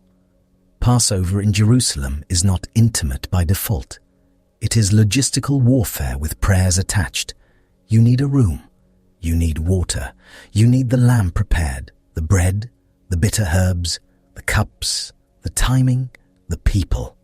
Everything is expensive. Everything is crowded. Every host thinks he is doing you an immense personal favor by allowing 20 feet of floor space and access to a jar that definitely should have been cleaned better. Still, a room is found. Upper room, stairs, low light, thick walls holding in the warmth of the day. The place smells of oil lamps, roasted meat, dust, old wood, and the feet of men who have spent too many days walking roads, shared with livestock. There are cushions or mats, not enough comfort to be worth bragging about. Bowls are set, bread lies ready, the cups catch flickers of flame. Outside, Jerusalem murmurs and surges and prepares itself for the feast. Inside, the air is already wrong. You know that feeling. Nothing visible has happened yet, but the room feels like a lute string tuned too tight. The men talk, but the talk comes oddly, too bright in places, too flat in others. It is supper with a draught under the door. Judas is there, close enough to pass the bread, close enough to be seen if anyone were really looking. Jesus begins with the sort of action that leaves everyone unsettled in a brand new way. He washes feet. At this point, honestly, can a meal not simply be a meal? But no. Of course, no. The basin appears. Water glints. Robes shift. One by one, the dust-caked, sandal-pinched feet of grown men become the center of the evening. It is intimate in the embarrassing way. Not romantic intimate. Worse, more human. Toes, calluses, cracked heels, road grime turning the water cloudy. A room full of men who would gladly discuss the kingdom for 3 hours, but are suddenly discovering that receiving tenderness is much more difficult than arguing theology. Peter hates it instantly, naturally. He objects with the energy of a man confronted by both humility and podiatry at the same time. Jesus persists. Peter swings to the opposite extreme and requests what is basically a full-body rinse. Peter has never in his life met a middle setting and sees no reason to start tonight. A little laughter probably flickers there. It would almost have to. That is what makes this meal hurt more. It is not all thunder and doom from the first moment. There are ordinary interruptions, awkwardness, reactions, someone shifting to make room, someone reaching for a dish, someone muttering. The room still contains habit, affection, annoyance. The machinery of friendship is still operating while the axle is cracking underneath it. Then the tone changes. You feel it before you understand it. Jesus grows troubled, not abstractly, bodily. The room stills around that trouble, the way dogs still when they sense weather turning. Lamp flame wavers. Outside, a voice rises in the street and passes. Inside, every eye comes toward him, because whatever is moving through him now is stronger than the usual sadness or warning. One of you will hand me over. There it is. No parable. No layered image about vines or shepherds or seed. Just the sentence lying in the middle of the meal like a knife. You can hear cups shift. Someone stops chewing. Somebody's hand freezes over the dish. 11 hearts seem to lurch at once, and Judas's must lurch differently, with that horrifying doubled rhythm of being guilty and still somehow shocked to hear guilt spoken aloud. The questions start. Surely not I. Lord, is it I? Surely not I. One after another, like men checking their own faces in broken glass. Nobody wants to be that man. Nobody wants to think the possibility lives near him. Yet the room has gone so strange that each one has to ask. Peter signals. John leans close. Breathing sounds louder than it should. The lamb smells rich and heavy and suddenly hard to swallow. Jesus gives a sign. The dipped morsel, the one receiving it. A small gesture, almost insultingly ordinary. That is how these nights go. Your whole life bends around a piece of bread. Judas receives it. Imagine that moment up close. His hand. Jesus' hand. Bread dampened and offered. Faces half lit by the lamp. The sound of someone swallowing too hard. Judas taking what is given by the very friend he is preparing to identify for armed men in the dark. Betrayal is many things. One of them is intimate enough to make your skin crawl. Jesus speaks to him quietly. What you are going to do, do quickly. The others do not understand. Of course they do not. Why would they? Judas carries the money bag. A practical errand at a feast is entirely plausible. Go buy what is needed. Give something to the poor. Handle some ordinary necessity. There are always ordinary necessities. Human disaster loves using normal chores as camouflage. One man gets up from supper and history breaks its neck pretending this is about shopping. You leave. That may be the loneliest doorway in the whole account. He rises from the circle of lamplight, from bread and wine and voices he knows, and steps out into the Jerusalem night carrying money, secrecy, and whatever remains of his own explanations. The street air hits cooler after the upper room. Somewhere nearby, someone is singing festival psalms badly, but with confidence. Another house erupts in laughter. Somewhere else, a baby is screaming with the sort of stamina that suggests a promising future in public life. And Judas walks on. Night in Jerusalem during Passover is never fully dark. Too many lamps, too many hearths, too many people still awake and moving, their sandals clipping stone, their shadows sliding across walls. Yet there are pockets of darkness between houses, under arches, beside stairways where refuse has gathered in damp little heaps. You smell wine, smoke, drains, roasted meat gone greasy, and the cold mineral breath of stone cooling after a hot day. The silver at his belt is no warmer now. Back in the room, the meal continues. It must. What else can the others do with Judas gone and understanding lagging behind events like a man who twisted his ankle on the road? Jesus speaks of departure, of glory that sounds too much like loss, of denial, of commandment and love and sorrow. The words gather around the table, heavy and luminous and difficult.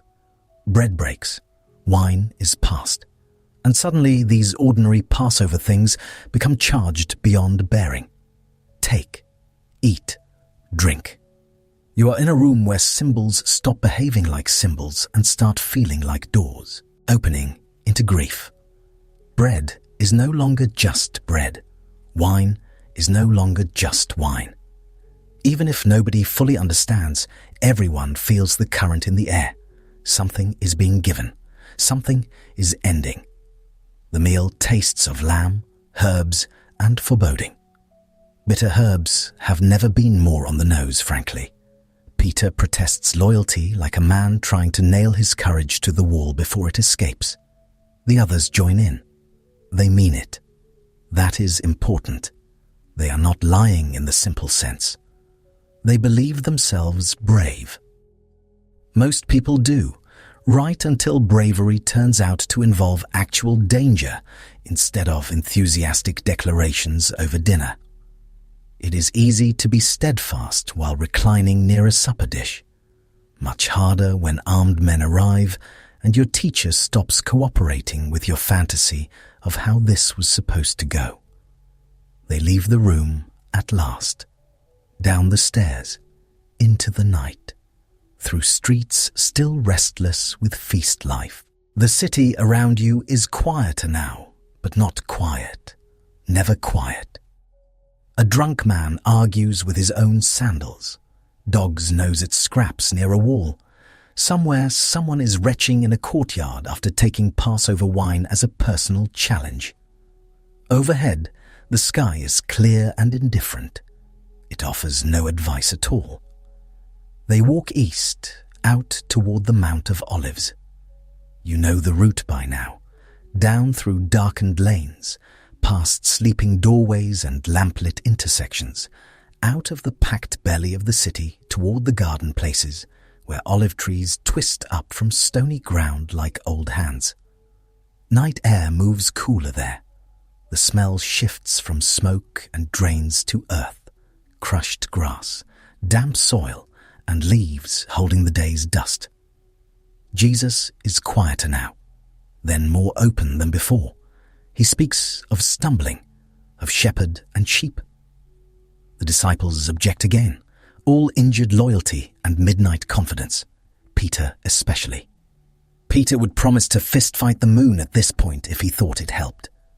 Jesus answers with that terrible calm that does not argue so much as grieve in advance. Before the rooster crows, Peter will deny him. Peter rejects the idea with all the offended force of a man who has not yet met himself under pressure. You move on, across the brook into the olive grove. Gethsemane is not manicured, no decorative pathways, no little benches with inspirational wording. It is a working grove, rough ground under old trees, roots buckling the soil, stones scattered everywhere, the air smelling of olives, dampness, bark, and the faint, sour trace of an olive press nearby. The trunks are thick and knotted, twisted by years of wind and weather, into shapes that look almost human if you are already tired and nervous enough, which you absolutely are. This is where they often come. That matters too. Judas knows the place. He knows where Jesus goes when the city becomes too much. He knows the route, the habit, the patch of darkness where the group can gather apart from the crowd. Familiarity is doing the dirty work now. Betrayal rarely invents a path. It uses one worn smooth by trust. Jesus leaves most of the disciples in one place and takes Peter, James, and John farther in. Even then, the night does not become noble. It becomes sad and awkward and heavy. Jesus is distressed beyond anything they have seen. He tells them to stay awake, to watch. They try. They really do.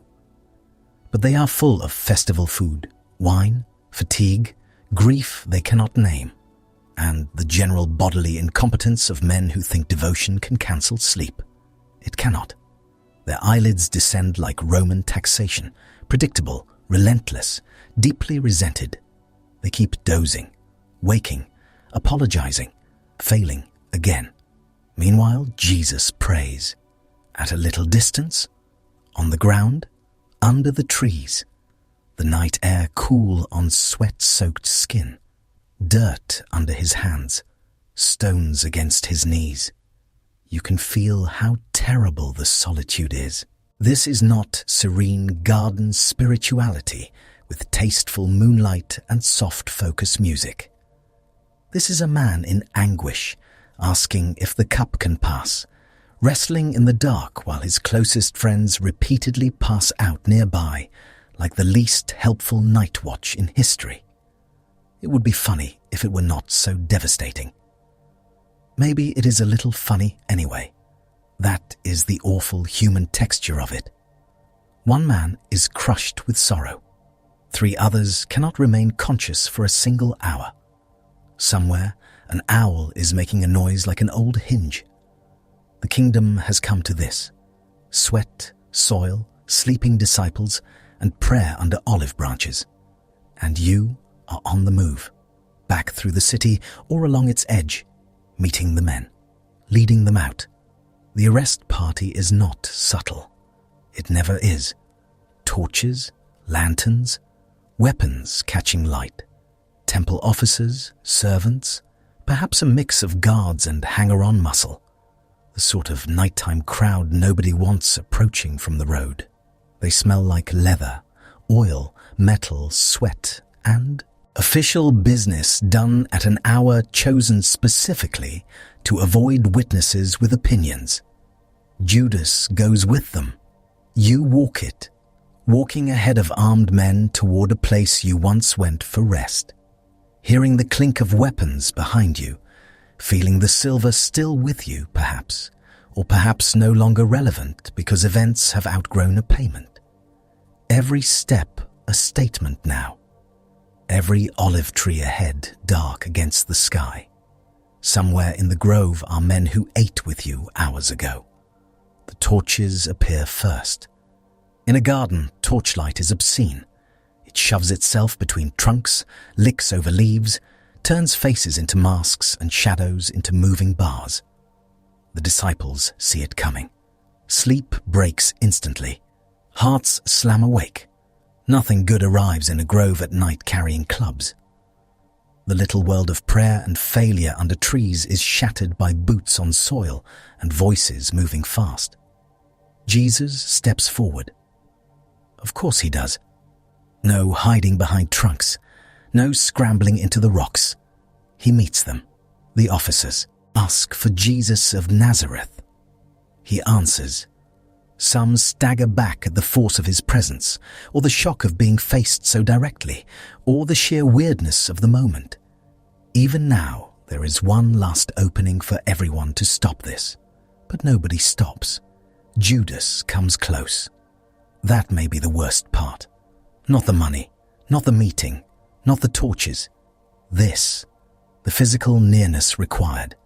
He does not identify Jesus from across a courtyard by pointing like a man selecting produce. He walks up to him, in the light, with the others watching, with the smell of oil smoke and night earth and sweat all around them. His body has to participate.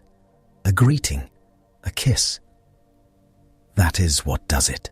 A sign built from affection, or at least from the shape of affection. The normal gesture becomes unbearable because of timing. Lips to cheek, perhaps beard brushing beard, an arm to shoulder. A movement performed countless times in friendship, now employed as a delivery mechanism for violence. It is the intimacy that ruins you. He does not betray with distance. He betrays with closeness. Jesus speaks to him, friend. The word lands like a stone dropped down a well. For a second, everything hangs there. Judas, close enough to smell olive leaves on Jesus' cloak, the arresting men surging in, the disciples jolting fully awake into panic, the entire night splitting open around one gesture no one will ever stop talking about. This is the kiss everyone remembers. What people forget is how bodily it is. How warm, how near, how impossible to do without feeling the other person's living presence. Then hands are on him. Rough hands, fast hands, grabbing wrists, arms, cloth. The officers move in with the practiced urgency of men who do not want a crowd to form and do not entirely trust the dark. Torches bob. Somebody shouts. The disciples erupt in confusion, not strategy. Confusion rarely produces good strategy. It produces flailing, questions, and one absolutely deranged attempt at heroism. Peter draws a sword. Because naturally, the man whose emotional range includes boldly incorrect and loudly sincere thinks this is the moment to start slicing. He swings and catches a servant's ear. Not a glorious battle, not a noble stand, an ear in the dark. History is full of magnificent expectations and deeply unimpressive execution. The servant screams. Blood in torchlight is its own kind of horror. Hot, black-red, shocking against skin and collar. Men recoil. Others lunge. The grove fills with overlapping noise. Shouted orders, stumbling feet, branches scraping robes. One wounded man making the sort of sound no one forgets, and disciples trying to decide whether this is uprising, arrest, or the end of every hopeful thing they dragged into Jerusalem. Jesus stops it. Even now, he stops it. No escalation. No angelic counterstrike launched on schedule for the comfort of nervous followers. No call to arms. He rebukes the violence, speaks of cups and scriptures, and all the terrible necessity the others still cannot bear. He heals amid arrest. Of course he does. One last act of mercy in the middle of a seizure. One last kingdom refusal to behave like any sane revolution. That is when the disciples break. They flee. Not because they are uniquely cowardly monsters, because they are human men in a dark garden watching armed authorities take the teacher they thought was either Messiah, friend, hope, future, or all of the above, while he declines to resist in any recognizable political manner. At that point, your nervous system takes over. Sandals slip on the slope, robes snag on roots, somebody crashes through brush, somebody else loses a wrap and keeps running, because modesty is a luxury for safer evenings. The grove empties in chaos. Jesus remains, bound now or being bound, surrounded by torchlight and officials. Olive leaves trembling overhead, the smell of crushed grass under trampling feet. The night that began with prayer now thick with metal and breath, and the sour adrenaline stink that comes when bodies realize too late they are inside disaster. And Judas. Where is Judas in that exact moment? Close enough to see it all, probably. Close enough to understand that no immediate revelation has burst forth to rescue the scene. Close enough to hear no thunderous uprising, no sudden army of heaven, no public enthronement, no tidy vindication on the spot. Just arrest, procedure, movement, men doing the thing they came to do. If he hoped to force a hand, the hand is not moving how he imagined. If he hoped to spare himself, he is now standing inside the kind of memory no amount of silver can purchase away.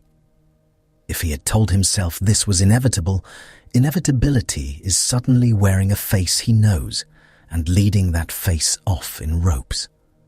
The garden offers no comfort, only trees, dark, torch smoke caught low among branches, dirt torn by hurried feet, a dropped kiss hanging in the air long after the bodies move. In a few minutes, the place will be quieter again. Crickets may even resume, those tiny, tasteless professionals. The olive trunks will stand where they stood before. The ground will keep the scuffs. The night will carry the smell of oil and trampled leaves. But the thing itself is done. The friend has been marked. The officers have their man. And the path out of the garden is suddenly full of torchlight moving away, down toward the city that is not sleeping, toward courts and questions, and a morning nobody in that grove is ready to survive. But the night is not the worst part. Morning is. Morning drags itself over Jerusalem like a tired official with bad news and no sympathy. The sky pales. Roosters begin their obnoxious little public announcements. Somewhere a pot cracks. Somewhere else a woman is already yelling at a child for stepping in something wet and unmentionable before breakfast. The city wakes the way it always wakes, with smoke, shouting, stiff joints, and the smell of too many bodies packed too close together. And then you hear what happened, not in one clean sentence. Jerusalem never gives you that courtesy. It comes in scraps. Jesus has been taken, questioned through the night, mocked, struck, moved from one set of powerful men to another like a bundle nobody wants, but everybody wants responsibility for. The edges sharpen as people talk. Not released, not warned, not fined, condemned. That word lands hard. Condemned. Whatever Judas told himself in the night, whatever explanation he wrapped around the act, to make it feel survivable, morning chews through it like a dog through old leather. Maybe he thought there would be a confrontation, a display, a turn, a stopping point. Maybe he thought Jesus would answer with force, with angels, with one of those impossible moments that leave everyone blinking and rearranging their theology. Instead, you get officials, spitting, and a sentence. The plan, whatever it was, has broken in his hands. You can feel the horror moving through him now, not dramatic at first, just sickeningly practical. The sort of realization that starts in the stomach. Your mouth goes dry. Your skin feels wrong. Your legs still work annoyingly, so you are forced to keep standing while your mind tries to run away without you. Regret is not elegant. It is nausea in a robe. The silver is still there. Of course it is. Nothing makes money look more disgusting than clarity.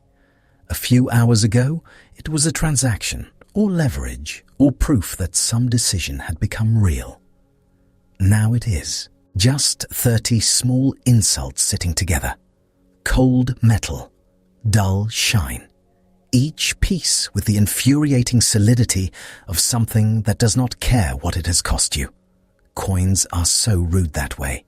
They keep being coins. So Judas takes them back. There is no other movement left that even resembles action. Through the streets he goes, and morning Jerusalem is already in full miserable bloom. Vendors are setting out baskets. Donkeys are depositing opinions directly onto the roadway. Pilgrims with sleep in their eyes and dust in their hems shuffle toward the temple in little clumps, smelling of wool, lamp smoke, stale wine, and the deeply optimistic belief that today might somehow be less chaotic than yesterday. It will not be. Judas moves through them like a man carrying his own execution inside his chest. Nobody looking at him from across a street would necessarily know. That is another cruelty. Shame feels visible. Often it is not. The world does not stop and point. It just keeps bumping your shoulder, overcharging you for olives, and arguing over water jars while you are privately disintegrating. He reaches the temple. Even after everything, it is still magnificent and aggravating at the same time. Stone brightening in the morning light, steps worn by generations of feet, priests and servants moving with that clipped, purposeful rhythm of men who always seem to have urgent business and absolutely no emotional availability. Sacrificial smells hanging in the air already. Blood, smoke, singed hair, hot fat, damp stone, old ash. Holy, yes. Also very much a functioning slaughter site. Judas goes to the men who paid him. The same kind of room, perhaps. The same unpleasant calm. Men arranging religion like administrators of a very tense warehouse. Their clothes are proper. Their beards are in order. Their consciences, at this particular moment, appear to be wearing sandals made of granite. He says the thing aloud. I have sinned. The words taste like iron, not metaphorically. Your mouth really can do that when panic gets hold of you. I have handed over innocent blood. There. It is in the room now, not hinted, not hedged, not dressed up in careful language. He says what he did and what he now knows it to be. Betrayal has completed its full ugly circuit. The one who delivered the man now names the man innocent. Morning has removed every dramatic excuse and left only the bones. And the answer he gets is brutal in the casual way. What is that to us? See to it yourself. That is ancient bureaucracy at its most chilling. No raised voices, no meaningful pause, just a shrug in formal wear. You almost want one of them to hiss like a villain in a stage play, because at least that would have the decency to be theatrical. But no, they go with administrative indifference, the great classic of human cruelty. Your moral collapse is not on their calendar. So there you are. No ally, no plan, no language strong. Enough. And Judas does the one thing left. He throws the money. You can hear it. That is the sound that stays. Silver striking temple stone. Not one neat clink, but a scatter. Sharp little hits. Skipping, bouncing, ringing against the floor in bright, awful notes. Some spin, some roll, some slap flat and wobble before settling. It is the sort of sound that turns heads, because money is talking, and everybody listens when money talks. Even now, the coins sound cheerful, disgusting. Temple stone gives them back that clean metallic chatter, while the room fills with the uglier noises nobody records in paintings. A sharp breath, sandals shifting, cloth brushing, someone muttering, perhaps Judas himself making a sound that is half word, half animal. Regret has become public acoustics. 30 silver pieces suddenly all over the floor like a very cursed game night. And now we arrive at the part nobody survives neatly. He leaves. Maybe he runs. Maybe he staggers. Maybe his body chooses direction before his mind catches up. Jerusalem outside is still Jerusalem, still absurdly busy, still thick with feast day humanity. People are buying birds. People are complaining about prices. A child is absolutely licking something he found near a wall. 2 men are shouting over whose cousin borrowed a blanket and returned what appears to be a different blanket entirely. Normal life is infuriating, because Judas is now walking through it with the knowledge that no explanation can outrun what has happened. Even if he found every disciple one by one, even if he grabbed sleeves and tried to pour his reasons into their hands, even if he said, "I thought, I meant, I didn't know," none of it would pull the arrest back out of the night. There are decisions that harden faster than plaster, and he is alone. That is the center of it. Not dramatic evil, not cartoon doom, isolation, the sudden freezing knowledge that you have done a thing so terrible your own thoughts do not want to stay in the room with you. Shame narrows the world. Streets that were merely crowded yesterday now feel hostile. Doorways close. Faces seem turned away even when they are not. You become a man with no comfortable direction to walk. Ancient people did not handle this gently. They talked about cursed endings with a level of bluntness that would make modern euphemism curl up under a chair. A bad death could stain a place. A ruined body could become a warning. A field could carry memory like a smell trapped in cloth. Nobody was trying to soften the edges. They lived too close to blood, burial, drought, flies, and public disgrace for that. So the tradition gives Judas an end as bleak as the morning itself. One way of telling it keeps close to the man, the rope, the solitary decision. You go out to a place away from the press of the city where the ground is rough and the wind has room to move. Maybe scrub brush, Maybe a tree with a branch strong enough. Maybe a slope littered with stones and broken things people stopped wanting. The sort of place where dogs sniff and move on. The sort of place nobody chooses for beauty. You are there now. The city noise is farther off. Not gone, just thinned.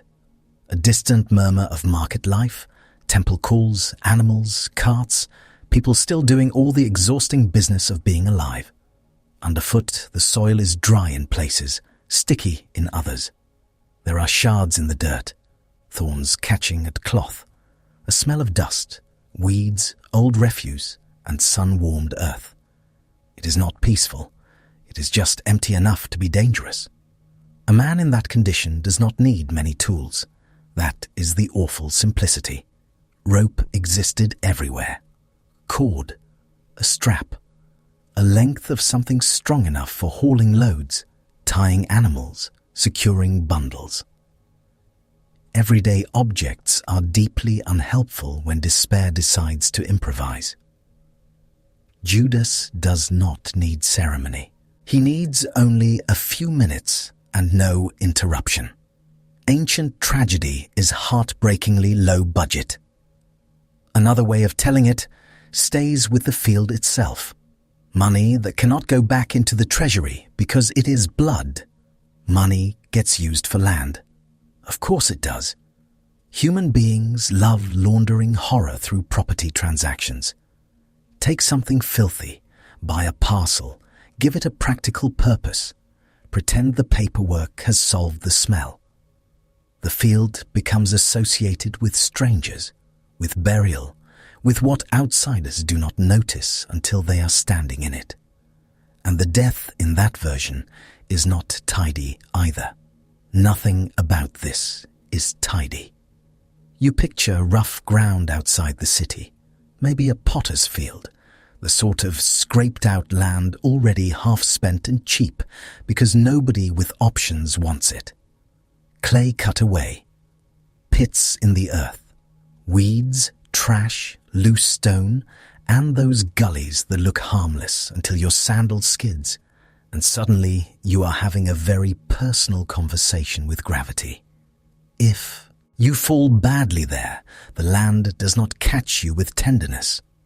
Bodies in ancient storytelling are not treated delicately when shame is the point.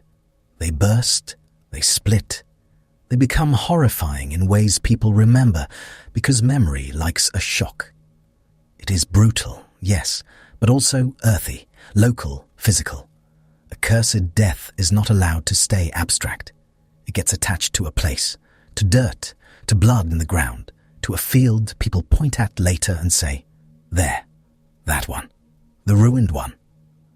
So hold the images together. Not because anyone needs a forensic report from antiquity, which sounds like the worst dinner party topic imaginable, but because both endings are reaching for the same reality. Judas does not recover. He does not wander off into anonymity. He breaks beneath the weight of what he has done, and his end becomes tied to land made infamous by blood and rot. In either telling, the loneliness is the same. No band of friends gathers around him. No one arrives in time with a better sentence. No warm house swallows him up and says, sit down, eat something, we will sort this out. That kind of rescue belongs to other stories. Judas gets the cold edge of isolation, where remorse turns inward and inward until it finds no exit except destruction. And the city keeps moving. That is almost unbearable. Back at the temple, those silver coins are dealt with by men who can discuss purity rules while standing ankle-deep in moral sewage. They decide the money cannot go into the treasury. Not lawful, apparently. Murder-adjacent cash is unacceptable for the sacred budget. One almost admires the commitment to technicalities while standing inside a collapse of justice so large it has its own weather system. So the money buys the field, a burial place for strangers. Even that has a sting to it. Judas, who has made himself strange to his own people and perhaps to himself, becomes linked to ground reserved for those without roots nearby. Outsiders, the unclaimed, the ones laid down by people who did not know them well. A field for the disconnected, purchased by disconnection itself. Ancient irony could be absolutely savage. They call it the field of blood. Naturally, they do. No committee sits around searching for branding language softer and more pastoral. They do not rename it Meadow of Difficult Feelings. They go straight for blood. Direct, memorable, impossible to decorate with inspirational wall art. A place name like a wound. A little patch of earth outside Jerusalem carrying a whole catastrophe in 2 words. Picture it in the days after. People passing by, pointing with their chin because their hands are busy. Telling the story badly, then more dramatically, then with details added like seasoning. Ancient gossip moves fast and ages terribly. By the time the account reaches its 5th courtyard, Judas has become both more monstrous and more pitiful, depending on who is speaking and whether they have eaten. Recently, human beings cannot resist turning disaster into narrative property. But for Judas himself, there is no later version to manage. No chance to correct anybody. That is part of the sadness too. History will flatten him soon enough. The betrayer, the kiss, the silver, a silhouette in darkness. Yet before he becomes a warning label, he is still this man in the aftermath, sick with himself, discovering too late that remorse and repair are not the same thing. One burns. The other would have needed time, courage, and some handhold beyond his own collapsing mind. He does not find it. So the end of Judas settles over the city like dust no one wants on their clothes. Not loud now, just there.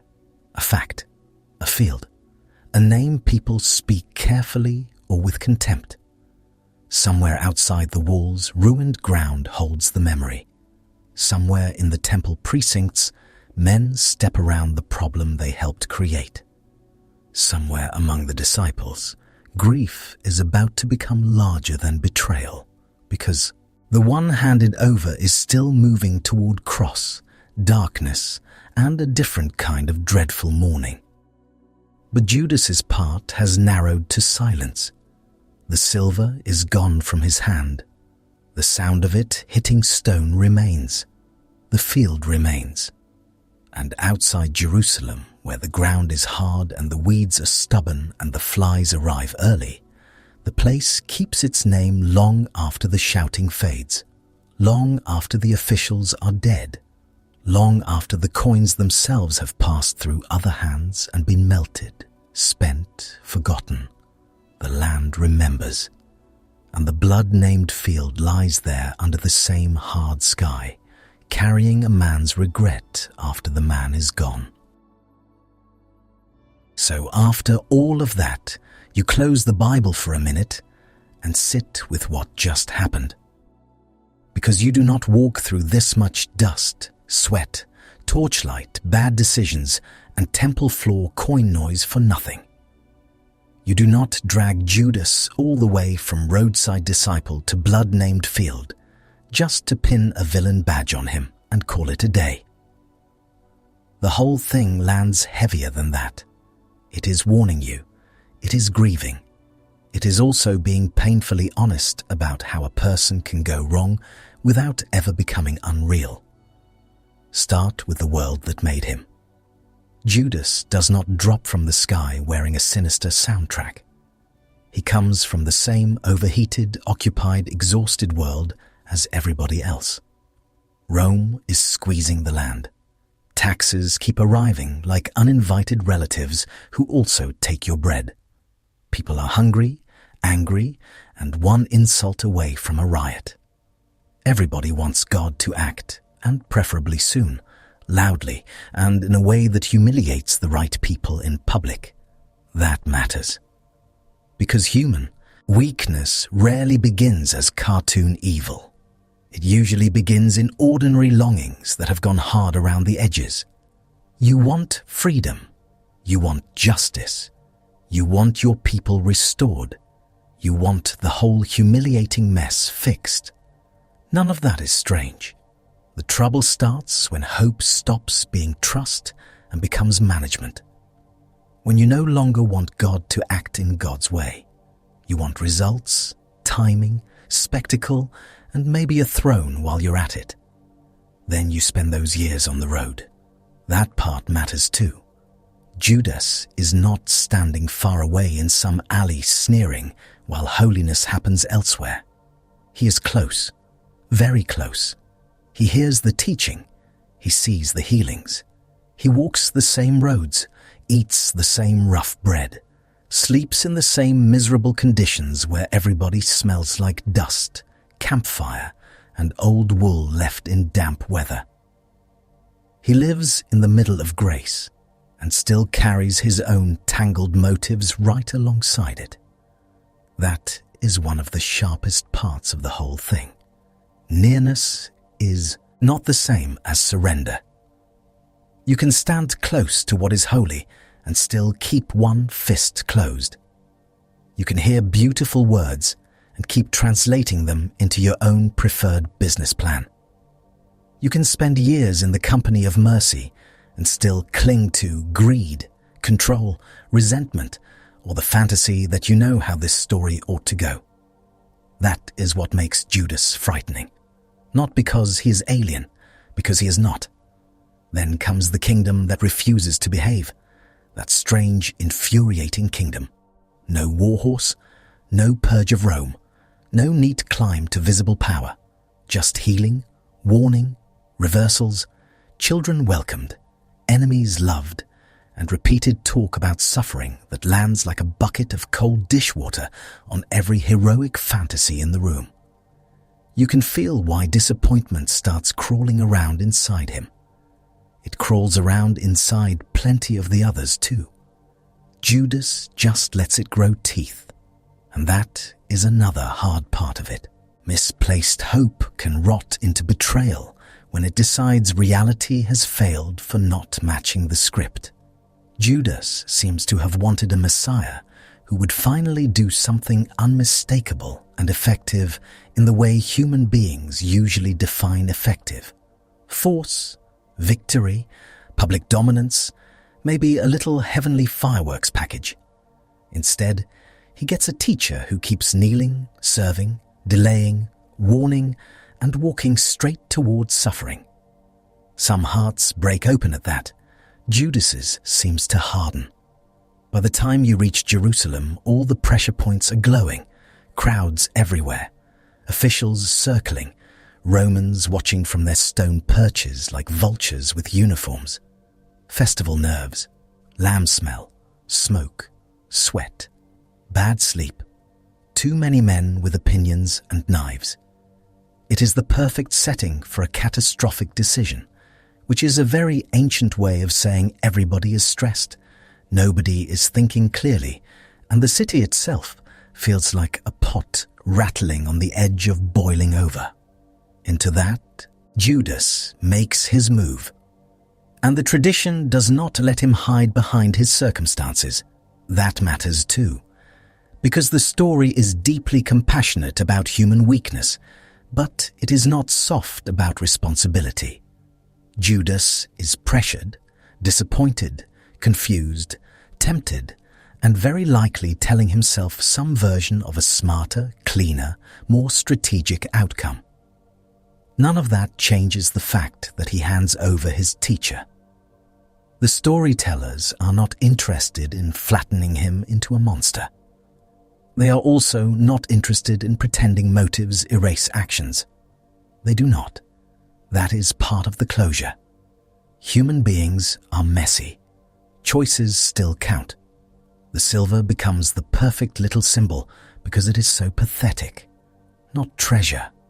Not the wealth of empires, just 30 pieces of metal. The sort of payment that clinks more than it dazzles. It is small enough to be insulting and heavy enough to be real. Greed often works like that. It does not always arrive wearing a crown. Sometimes it is just the heart getting a little too interested in what can be held, counted, hidden, or used. But the story is after more than greed. It is after control.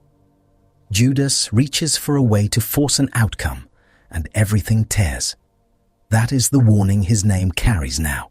Not simply, "Do not be bad." That is children's poster material. This goes deeper.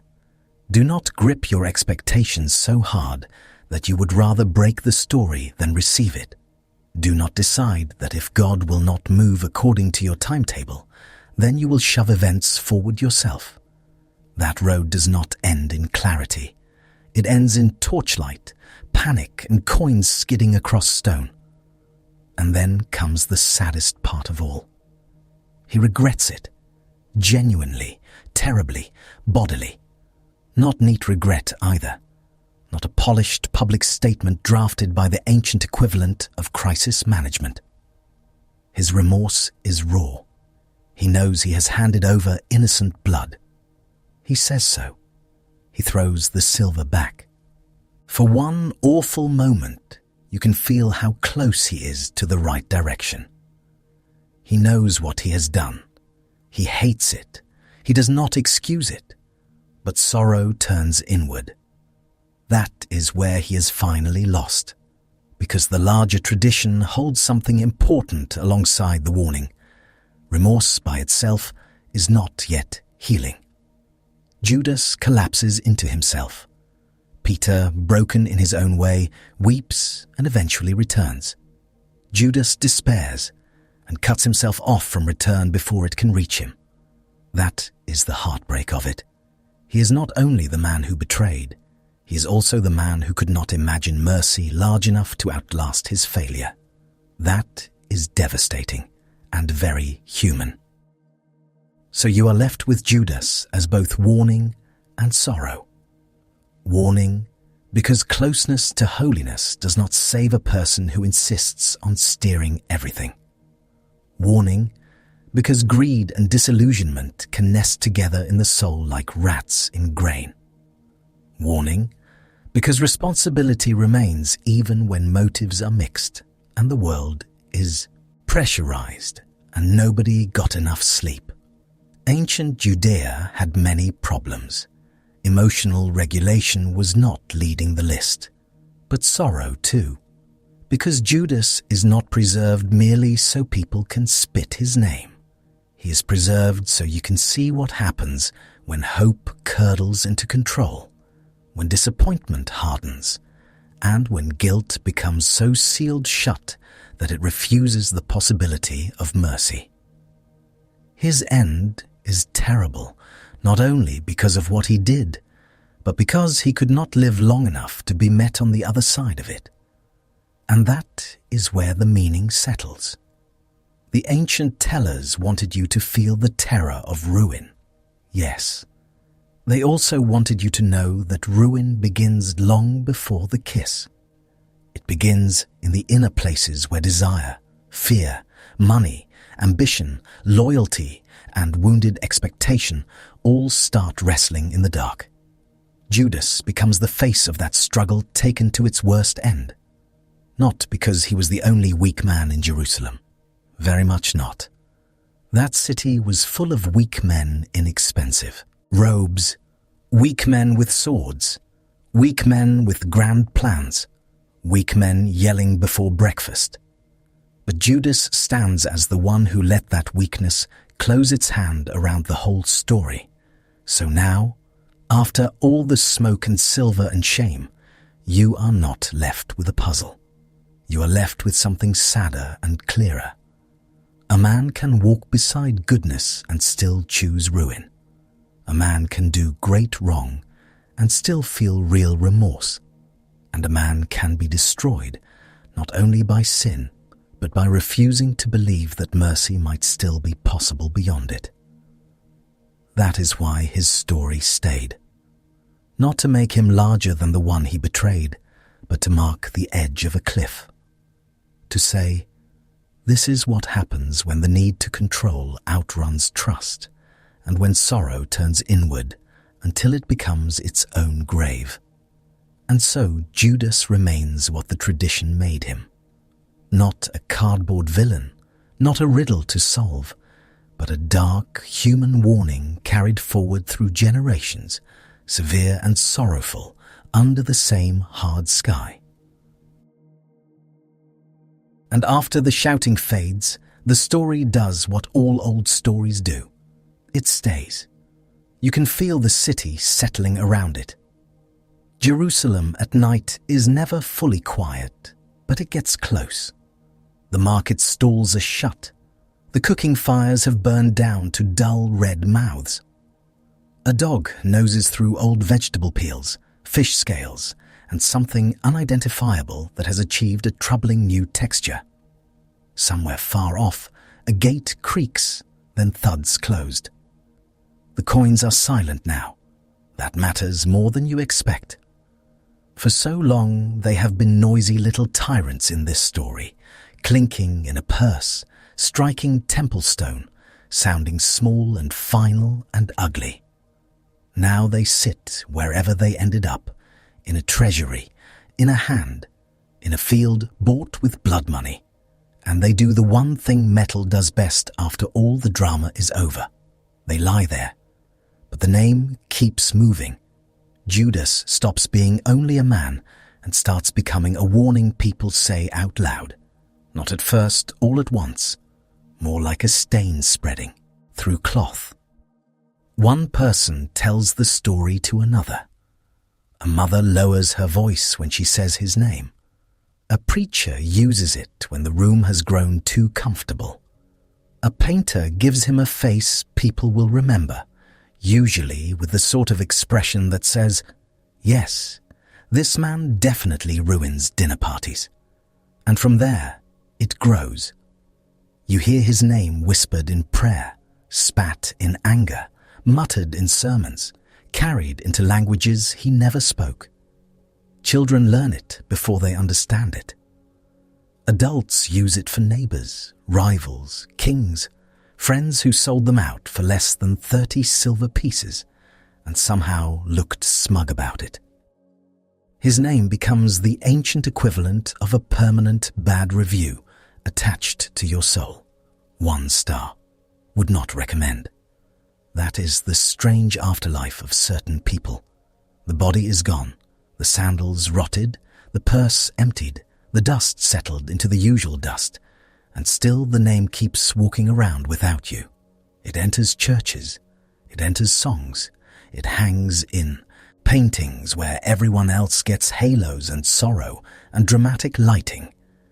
And Judas gets the face of a man history has decided to keep under a boot forever.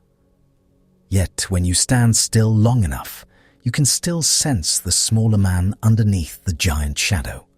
Not the symbol, the person. A man who walked hot roads in bad sandals. A man who got hungry before midday. A man who slept in places with fleas, smoke, and approximately zero lumbar support. A man who carried coins that smelled like metal, skin oil, and every market stall they had passed through. A man who had opinions, expectations, frustrations, and one terrible decision that swallowed every ordinary thing about him whole. That is part of what lingers too. Because history is very efficient at flattening people. It loves labels. Labels are compact. Labels fit nicely in sermons and on the tongues of people who enjoy moral clarity from a safe distance. But real lives are never that tidy. Real lives sweat. Real lives misjudge. Real lives keep going for years before one choice rips the whole cloth. Judas becomes enormous in memory, but the man himself would have taken up no more space than any other tired disciple at a roadside fire. You can almost see that fire now, a ring of weak light, ash floating up into black air, someone snoring too loudly, someone else still talking, because there is always one man who thinks midnight is the perfect time for a speech. Cloaks pulled tight against the cold, bread gone stale, water tasting faintly of leather and pond, the money bag tucked close, the stars overhead offering absolutely no practical guidance whatsoever. And there he is among them, not painted yet, not cursed yet, not turned into shorthand, just one more figure in the dark, with dust on his hem, and tomorrow coming whether anyone is ready or not. That is the hardest thing to hold on to after a story like this. Not that he became a warning. He did. Not that the warning is severe. It is. But that before he was all symbol, he was still one man standing inside his own small choices, unable to hear the centuries gathering behind him. Now the centuries are here. They arrive with incense and candle smoke. They arrive with choir voices and cracked church walls. They arrive with old women praying in whispers. They arrive with arguments, paintings, legends, poetry, and the heavy human habit of returning to the same dark stories, because somehow they explain us to ourselves. Judas remains in all of it, the name that makes people flinch a little. And still Jerusalem sleeps. The stone cools after the day's heat. The temple courts that rang with footsteps and shouting stand empty under the night. Olive trees on the slope hold still in the dark, their leaves barely moving. The air smells of dust, old smoke, and earth that has been walked on for thousands of years. A late wind passes through and touches everything lightly, as if checking what remains. The city has held so much. Pilgrims, soldiers, lambs, beggars, priests, tears, festivals, rumors, blood, bread, and the kind of hope that can keep people alive or get them killed. It held Judas too, briefly. Then it let him go into memory, where he became larger and flatter and more terrible than any single exhausted man could ever be on his own. But memory is not only cruel, it is also faithful in its strange way. It keeps the uncomfortable people, the embarrassing people, the ones nobody would choose for a family mural. It does not preserve only heroes with clean profiles and noble final speeches. Sometimes it keeps the failure because the failure marks a real edge in the human heart. Sometimes the darkest figure is carried forward precisely because people need to remember where certain roads go. So, his story survives. Not bright, not triumphant, not softened into something decorative you can hang over the mantle and ignore. It survives with its rough edges intact, with the silver still cold, with the kiss still unbearable, with the field still carrying its ugly name. Even after empires crack and walls fall and languages shift, that part remains. You are far from the noise now. The torches are out. The accusations are over. Even the grief has quieted into something slower. There is only the night over Jerusalem, the weight of old stone, the patient line of the hills, and the sense that stories do not disappear just because the people inside them are gone. They settle. They wait. They outlast the hands that first passed them along. And Judas remains there among them, dark and sorrowful, never fully dismissed, never fully escaped. A human being turned cautionary shadow, a name worn thin by repetition, a life remembered for its worst hour and still somehow preserved, because even ruin can become part of what later generations refuse to forget. The city sleeps, the coins do not ring, the olive trees stand in awe.